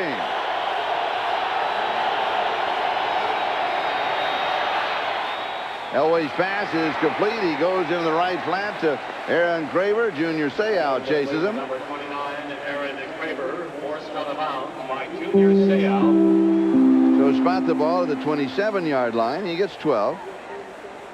A gain of 12 yards. Well, you're noticing here sort of an unfamiliar cast of characters from the past. If you follow Broncos football, you're used to hearing the Bernsteins. He's hurt. The Sharks. Boy, is he hurt, and boy, is that hurting this offense. This cast of wide receivers has really been cut down by injuries. And Rod Smith, who had the great catch last week, has not been a factor in this ballgame. Flag is down. They'll stop the play. Well, let's be honest, too, Charlie. You talked about Rod Smith, who made that catch last week. The reason he's not in the game. Prior to the snap, number 75, offense. Ryan Habib. 5 yards, 3rd down. The reason Rod Smith was even in that game last week is everybody else was hurt. He was the only guy, Mike Shanahan, that was healthy, could run down the field and be effective. But the way things are going, he may have a chance to be effective again here. Here are the injuries, the ailing offense of the Broncos. Hey, if you have to pick two that really hurt this offense, the two would be Shannon Sharp with the ankle, and Mike Pritchard. Mike Pritchard can be a real weapon underneath on the other side from Shannon Sharp for a defensive coordinator, and now the Broncos don't have him. That means Elway's in unfamiliar territory. Here's a Hail Mary set up 3 wide, trips on the far side. 3rd down and 12, and we've got flags flying again before the play can get off. Well, we got flags, fists, and feet flying inside. False start, prior to the snap, right guard. 5 yards. That's Habib again. You know who those 10 yards and penalties have to go to, Charlie? You've got to give the credit to those fans in the end zone here at Jack Murphy. Watch Habib, 75, right guard. Comes up too early. I mean, that's just being over-anxious, knowing your quarterback's in the shotgun, and because of this crowd screaming at him, not quite being able to be positive. Was that a scream from the crowd, or was that my quarterback? Lee, Perella, Johnson, O'Neal, and Seau putting the pressure on Elway. He throws under pressure. Pass is complete. 25-yard line. That's not going to be enough. That was 3rd down and 17. It'll be 4th down. Well, Junior Seau is there to stop Glenn Milburn. Yeah, Charlie. Glenn Milburn makes a real mistake. You know, if you're going to go over the middle as a running back, and Dave Adolph, the coordinator, has put Junior Seau in a position where if it's over the middle as to a running back, Junior's going to be there. He had a shot to run away from Junior Seau. He ran away, then ran right back to him. First decision was a good one. Yeah, second question. Tom Ruin will be kicking to Andre Coleman. Chargers are up 14-6. Another flag on the play. Good kick. We're moving on the 11-minute mark. Time remaining. Taken at the 24 on the return. Looking for a block up the middle. Oh, about 4 yards on the return. A 50-yard kick. And as we mentioned, there were flags again on the play. And it'll be a procedure penalty against the Denver Broncos. Illegal formation. 6 men on the line against the kicking team. 5-yard penalty. 4th down. Oh, you definitely make them kick this one again. Oh, yeah. Remember last time? Yeah. You know, Ruin, it was a 10-yard penalty, basically, because instead of getting the ball at the 30, they got it at the 40. Ruin didn't quite bomb this one, and you're still waiting for something bad to happen to a kicker, and that's just sort of the nature of their life. Everything's either really peachy or it's really bad. Right now, everything is in a kind of a scramble mode for the Denver Broncos. They seem to be making mistake after mistake after mistake. On Denver, in this possession, they ran 3 plays, had a total of 4 penalties. Well, part of the problem here that Mike Shanahan is seeing with his team, it's partial concentration, I think because of the involvement of the crowd, and partially, I think a little bit of it is fatigue. I think these guys are starting to get a little bit tired here. It is very warm still in late afternoon in Jack Murphy Stadium. What about all of the injuries? So a lot of other people are playing in different positions, particularly on the special team. Not a good kick. Taken at the 41-yard line. Heads to the far side. Will be down around the 45 or the 46. We've got a timeout, a 37-yard kick. 6-yard return. We'll be back. Dad? Yeah? There's something I want to tell you. What is it, son? Well, Dad, you're my dad. And I love you, man. You're not getting my Bud Light, Johnny. For the great taste that won't fill you up and never let you down, make it a Bud Light. Ray, forget it, Johnny. Introducing the TL series from Acura.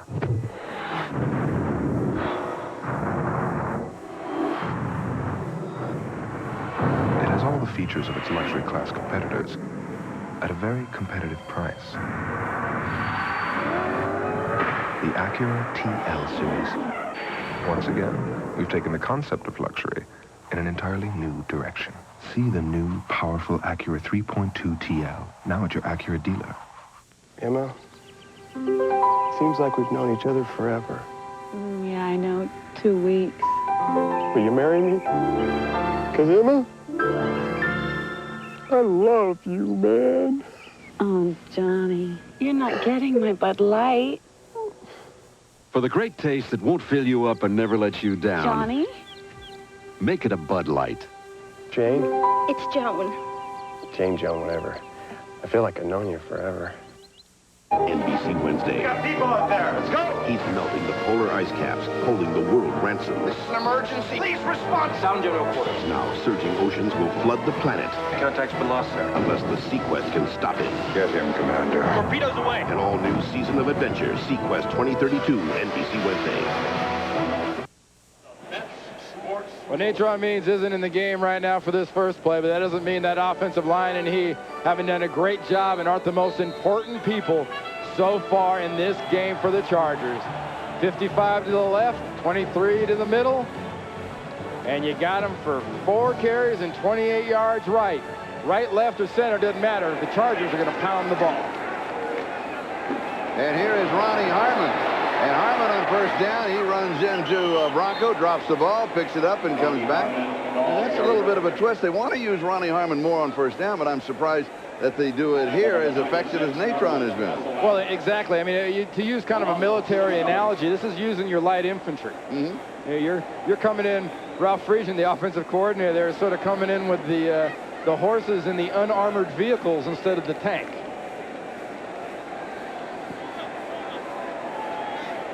Well, let's see if the tank is back. 2nd and 16.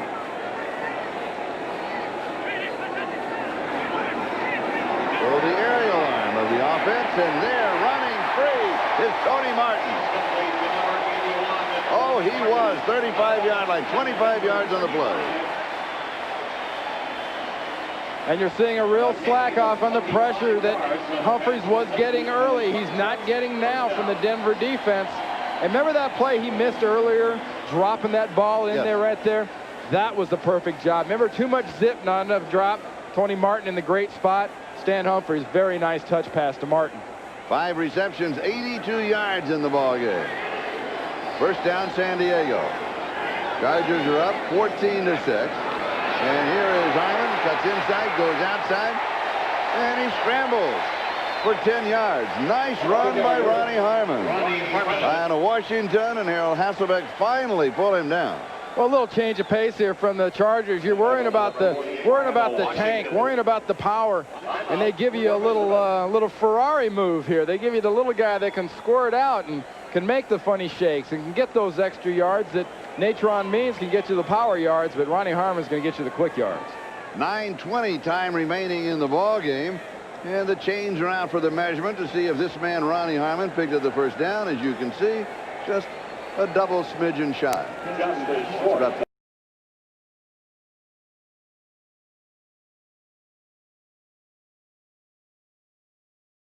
First down, officially. Double smidgen, so smidgen two. Okay.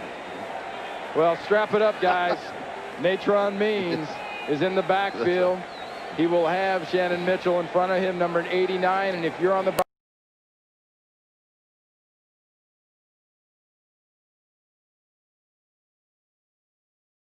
Broncos defense, I concentrate on number 20.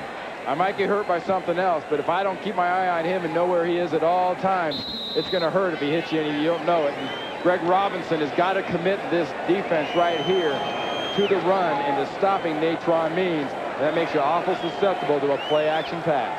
Shannon Mitchell Ron Middleton and Dwayne Young are all there to block. Double tight end with an H-back, and there's that big hole on the left side. It is closed down, but not before he picks up the first down. Well, for Greg Robinson there, he got a great fill from Atwater. Atwater came in from a safety position and basically did everything that's in his job description. But, you know, in that job description, it doesn't say anything about a 245-pound halfback that's going to come at you about 2 feet off the ground. And I'm sorry, I don't care what safety you are in the league. That's a great hit, but no one's going to knock Means backwards with that much of a run at him. San Diego 21 first downs. The Broncos have been held to 8. Here's Natron left side, and he is caught from behind. Dante Jones, the middle linebacker, comes hurling through and comes over the shoulders and rides him down. And that was just a nice case of blitzing inside. And the reason you got him in that position, he's so easy to tip over.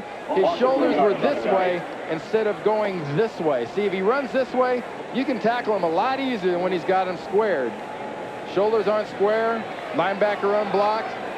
Dante Jones got himself a tackle for a loss. Second down and 13.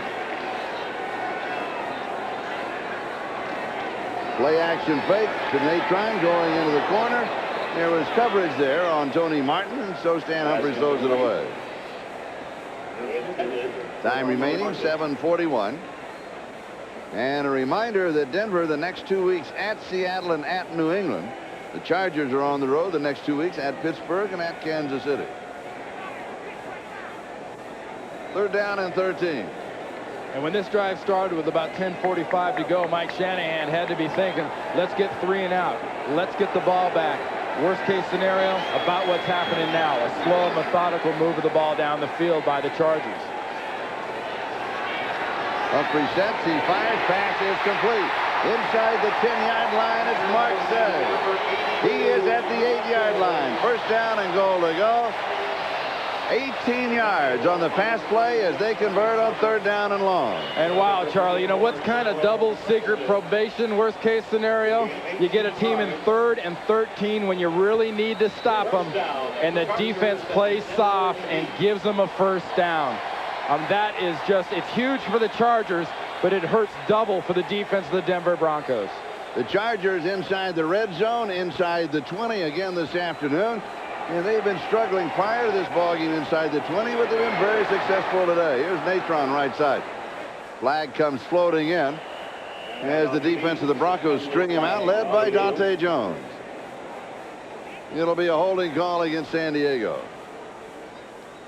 This afternoon, a scoreless first quarter. At halftime, San Diego was up 7-3 over Denver. And at the end of the third, led by 1-7-6. Holding number 77, offense. 10 yards, first down. I don't know. The battle between Eric Moten of the offensive line of San Diego and Brian Habib of the Broncos is to see who can have the most penalties. Is just about a standoff. Well, there's quality and there's quantity. You know, quantity, Habib's getting it, but they're only 5-yard penalties. Right now, you know, Moten's getting more of the 10-yard variety, and it only kind of illustrates another problem the Chargers have had in 95 and a break for the Denver defense. The mistakes are made in the red zone. Yes. Another case of in the red zone, getting a big penalty, backing up, and getting the defense an opportunity to attack more. It was first down and goal at the 8. Now it's first down and goal at the 18. Here is the draw, and it's just going to draw a crowd.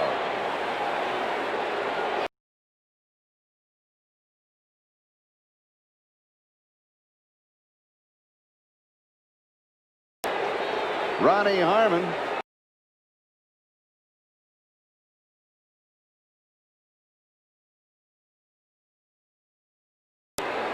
He'll lose 2 or 3 yards on the play, maybe more. This is the 4th time that the Chargers have been inside the red zone. And what have they done, Randy? Well, it's about a 50% on the day, and not about it is. And you've got a turnover, which is bad. You've got a penalty back there, which is bad. And to give you a point of reference, you've got Dallas operating on a clip of 100% scoring. They're at a clip of about 90% touchdowns. Last year, San Francisco went across at about 75% touchdowns in the red zone. Second down, goal to go, 22-yard line. They'll lose more yardage. Well, what I say, Charlie, you get a big penalty. It allows your defense to take chances and attack more. You had a big play on the draw where the defense smothers it. and we get a quick, violent move out of Michael Dean Perry, number 95, set up right there, working over Isaac Davis at the right guard. Perfect job, squares him up, throws him away. He's in the defensive backfield, and a big play here to push him back, possibly out of field goal range. 27-yard line. It is 3rd down and goal to go. And remember the margin, 14-6. Here comes the blitz, is picked up. Humphreys throws, has a man, and it's behind him. Tony Martin incomplete. Well, the line of scrimmage, the 27-yard line. So you add 7 or 8. That'll take you to the 35. 10 for the end zone. It'll be a 45-yard field goal attempt by John Carney. And at 45 yards, makeable, but it's not a gimmick by any manner or means. David Benn is the snapper. Gail Gilbert is the holder. And Carney can't hit from this distance.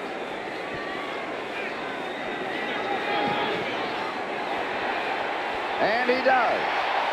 From 45 yards away. Breathing room for the Chargers. 17-6. Back in a moment. Domino's presents Gus and the Guy's Guide to the Game. First of all, you got to be prepared. Adjust seatage so as not to obscure the tube. Always keep a beverage with an easy grasp. And don't ever forget to make the correct call. Exactamundo. Yes.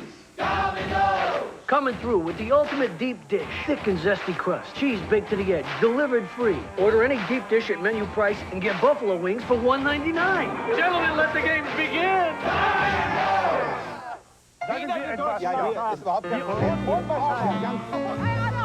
Can France and Italy, Austria and England, Germany, Spain, and the Netherlands ever really agree on a single currency? Actually, they already have. Gold MasterCard. It's accepted at more cash machines around the world. Excuse me, guys. Than any other card. Look for your Gold MasterCard invitation in the mail and apply today. Crappy paper or plastic? Sir? Sir? Paper? Plastic? Plastic.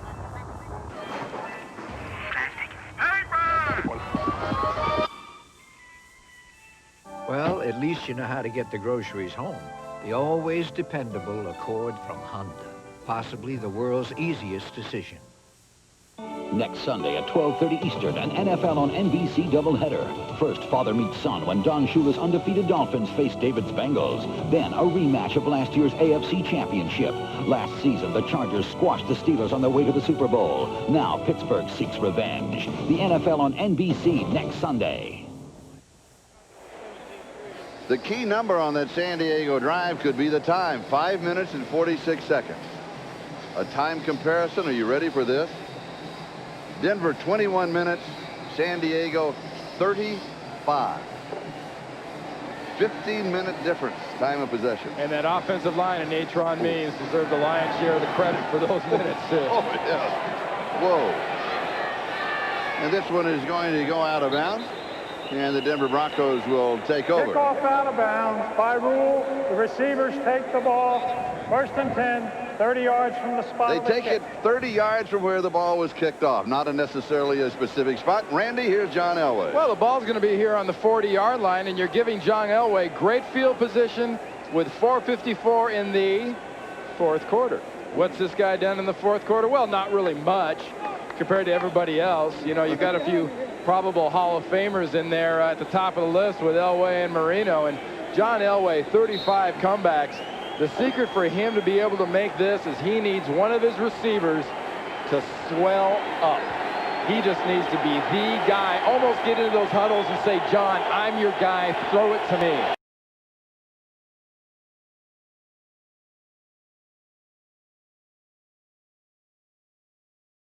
It's Elway time.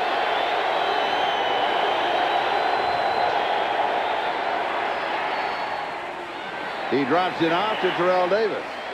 And Davis could be the man. 44-yard line. And in this situation, a San Diego defense is going to give John Elway all of those dump-offs he wants inside because that keeps the ball moving and it doesn't give him a first down.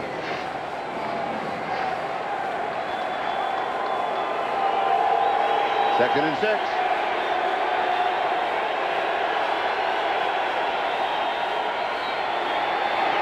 Four-man rush underneath the coverage again. Here is the first down, Aaron Craver.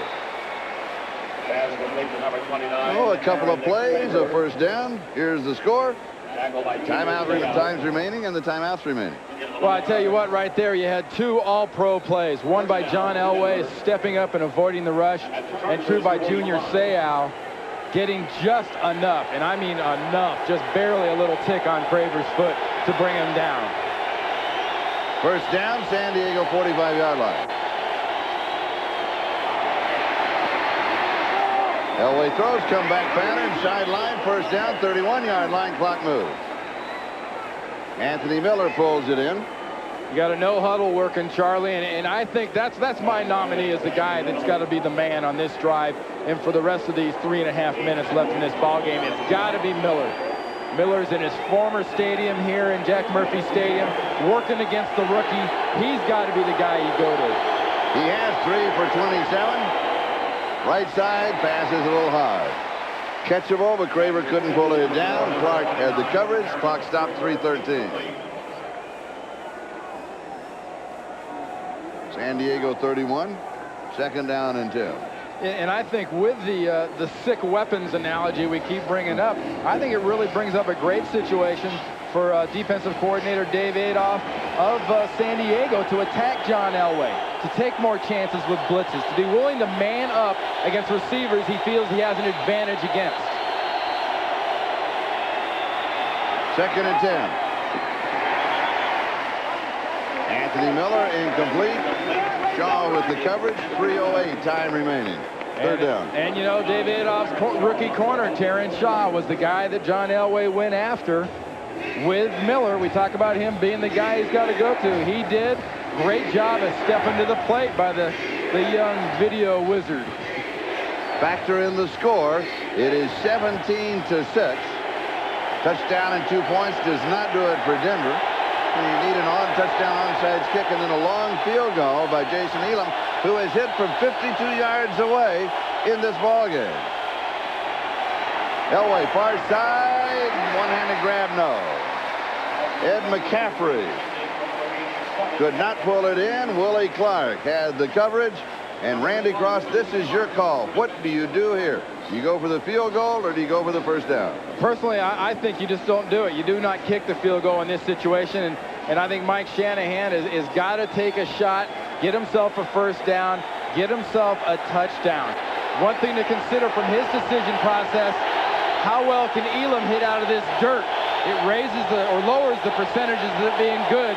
This is a good decision. Go for it. 4th and 10. Doesn't need a touchdown, just needs to buy 10 yards, has his man, and he misses him. Elway comes high to Pritchard. And John knows it. Mike Pritchard, with healthy legs, catches that ball, and John Elway feels the effect of an injury.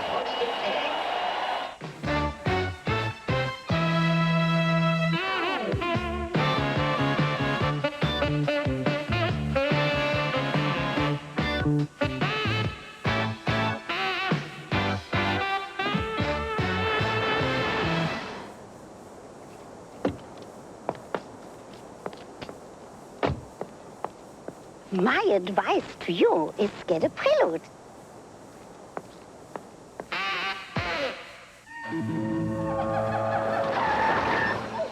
Amigos, estamos perdidos. Não esquenta.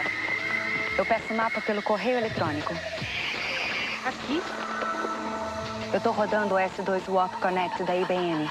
Ele me dá acesso remoto ao servidor da minha rede, ao meu workgroup, até a internet. Onde é que você arranjou isso? Eu liguei para 800 call IBM. When a traffic jam was 2 cars in the same town, Mobil Oil was there. When Lindbergh crossed the Atlantic, Mobil was on board. Mobil was in the world's first minivans, in the first space shuttle, and in the tanks of Desert Storm. We've been helping engines last for a long time. Mobil, changing oil for over 125 years. Tonight's Premiere Sunday. First, a Mad About You Premiere Puzzler. They fell in love. What's gotten into Jamie?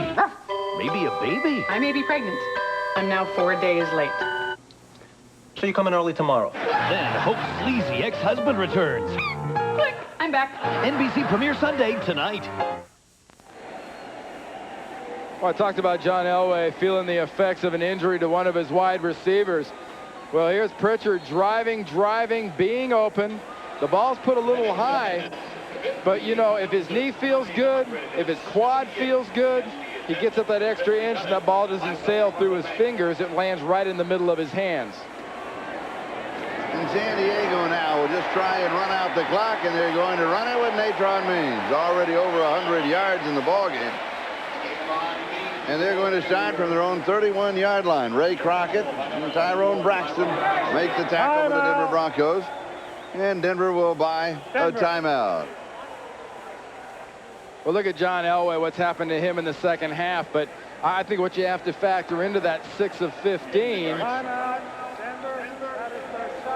is basically the fact that he's gone through his possessions very quickly. San Diego's gotten the ball back and ran it and held the ball. But out of that 6 of 15, Charlie, 3 have been drops, and I'd be tempted to almost qualify that non-catch by Pritchard almost as a drop because it went through his hands. When you look at the San Diego Chargers last week and this afternoon, you're beginning to see the same pattern, the same type of offense and defense that they had last year when it did take them all the way to the Super Bowl. They creeped up on some people. They're not going to catch anybody by surprise this year, but they're a very tough football team. Well, that's really, you know, what you saw, you know, we talked about earlier, Charlie. You got a team in Denver, which is really kind of a pretty offense. Big star quarterback, you know, marquee guy, fast, wild, wide receivers, real good talent people. And you got a winning ugly team in the San Diego Chargers. And the prime way of winning ugly is running for yards and running time off the clock. Yes. And here is running for yardage and running time off the clock. And speaking of time, Randy. Denver, that is their last charge timeout. 40-second timeout. And that tells you something right there. A 12-minute boost right there. For most teams, Charlie, if you play a big high-octane offense team and they have a 12-minute time of possession padding on you, they're going to beat you by 3-4 touchdowns. This Charger team is kind of a winning ugly team. They run the ball effectively. They play tough defense. They're almost a direct reflection of the man you saw before, Bobby Beathard, their owner Alex Spanos. And Beathard has put together a team much in the image of almost like a New York Giants, Washington Redskins hybrid. Yes. A team that is going to just come out and want to go toe-to-toe with you. They're going to want to just get into that whole, you know, smash mouth deal, and they do it better than anybody in this conference for sure. And, you know, maybe anybody better than anybody in the NFC also, but over in the NFC is a couple of pretty high-powered offenses that don't worry about smashing you too often. They just worry about scoring a lot in San Francisco and Dallas. You saw the time of possession, and that means, of course, that this man, Natron Means, has had the football quite a few times today, and a moment ago he was on the sideline kind of hunched over at the 50-yard line, and now he comes back in a very warm, humid afternoon. He now has 27 carries. Means has rushed for 116 yards. Well, with Natron Means, you know, it's going to be another Monday where Natron can barely walk because he's beat up. And that's usually a bad sign for the defensive team because that means he's run for a lot of yards. He is the perfect back for this offense.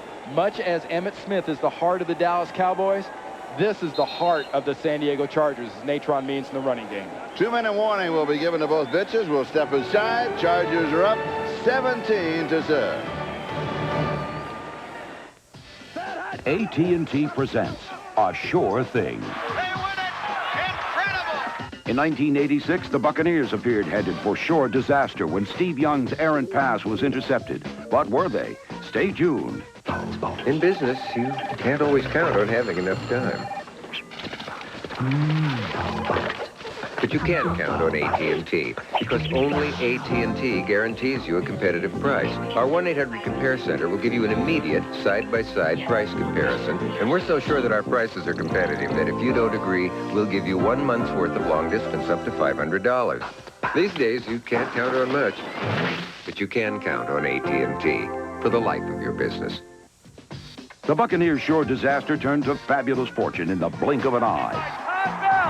Bell laterals it over now to Richardson. Who laterals it down. And it's taken by Tampa Bay down the right side. In the NFL, there's no such thing as a sure thing. One of these hammers is jacketed in high-impact polycarbonate. The other one is broken. The fiberglass jacketed hammer from Stanley. They say there's nothing like the taste of a Dr. Pepper. But they have obviously never tasted a Diet Dr. Pepper. Discover what millions already have. The great taste of Diet Dr. Pepper. We're looking down from the MetLife blimp that is co-piloted by Snoopy, dressed as the famous World War I flying ace. Today, rather than searching the skies for the Red Baron, he's been searching San Diego Jack Murphy Stadium for shots to share with you. And here's a reminder that following the game on most of these stations, it's the premiere of Must See TV Sunday. First, it's Brotherly Love, followed by Minor Adjustments. Then Mad About You, the premiere of Hope and Glory. Viewers on the West Coast will see these shows at their regularly scheduled times. And the Denver Broncos are going to see Natron Means at his regular scheduled time, which is inside the last 2 minutes of the ball game when the Chargers are leading and they want to run out the clock. Well, at this point of a football game, Natron Means his regularly scheduled time is about every 40 seconds. Or actually 39, because Humphries is going to snap the ball with about 1 second to go so he can run the most time off the clock as possible. Not allow Mike Shanahan's quarterback there, John Elway, any other chances to get in here. And to basically, you know, in my opinion, time on the clock is sort of the oxygen of a football game. And what they do is they choke off as much of that oxygen as they can when they get into this mode offensively. And so the Chargers watch the clock. They take the complete countdown, and then they take a timeout. And we're just seeing kind of, I think, maybe the opening volley, as far as you might say, in the AFC West, because you have Oakland, who are coming from behind. They were behind Philadelphia 17-0. They're now leading the Eagles in the fourth quarter, 48-17. You got Kansas City, who is losing right now to Cleveland, but a very good football team. You have Denver. You have Seattle, who may be at the bottom of the stack this year. You got San Diego. The West is really going to be interesting. Well, it is, you know, and Greg Gumbel earlier today referred to this as being the NFL's most competitive division. I think he was 100% correct, you know, at the top of the NFL here on NBC. He made that statement, and you know, that's a great deal, because it's not only the most competitive, I think it's the best division. It's a fun division, too, isn't it? Yes. It is. They have got well-balanced football teams. There's nothing really out of whack in the AFC West. Here's the pressure and the catch. Milburn will take it at the 16-yard line. Can he work a miracle? No. Goes out of bounds.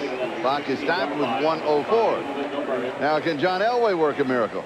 Yes, because he has done it before. He needs to work a major and then a minor miracle, because he's going to need a touchdown and a field goal. I think a double major is appropriate right about here, Charlie. I like a double major. A double major, because you need, you know, that's not a good sign when you see Natron Means down to his T-shirt. Natron figures that he has it. First down, 23-yard line. Elway sets, throws, pass is complete. First down, 35-yard line. Vance Johnson. That is his first reception of the year for Vance Johnson, as he tries to make a comeback with the Broncos, originally with them. Last year at the beginning of the season with San Diego, now back with Denver. And it's a first down, 44 seconds, counting. Elway sets, throws. It's going to be close to the first down, and a flag is down. The flag will stop the clock now with 38 seconds. Pass interference, number 44 defense, first down. That's on Eric Castle. And notice where those completions are coming and where the open areas of this defense are for John Elway. They're letting him throw it over the middle of the field, where there's no danger of the guy really getting out of bounds, where the clock can't be stopped. They're willing to give up the yards and run off the clock, so Natron Means there can stay in his short T-shirt. Now, you don't see linemen wearing short T-shirts like that because it's not a pretty sight when they take off their shirts. Now you have the dirt or the skin part of the infield on the left side. You've got grass on the right Play side. was an incomplete pass. Defensive pass interference, first down. What about a hook and ladder?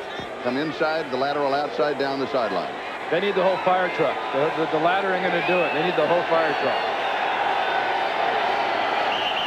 We have flags.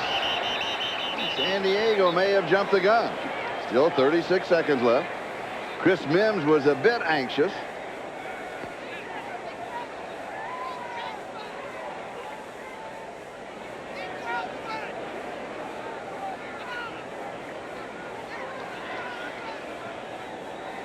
That extended conference. False start, offense, 5 yards, first down. And that's not a case of crowd noise. That was a case just flat out of the offensive lineman lack of concentration on that particular play. False start prior to the snap, left offensive tackle, number 65. That's Gary Zimmerman. You're also checking to see that if the clock is. For 38. We'll set it at 38.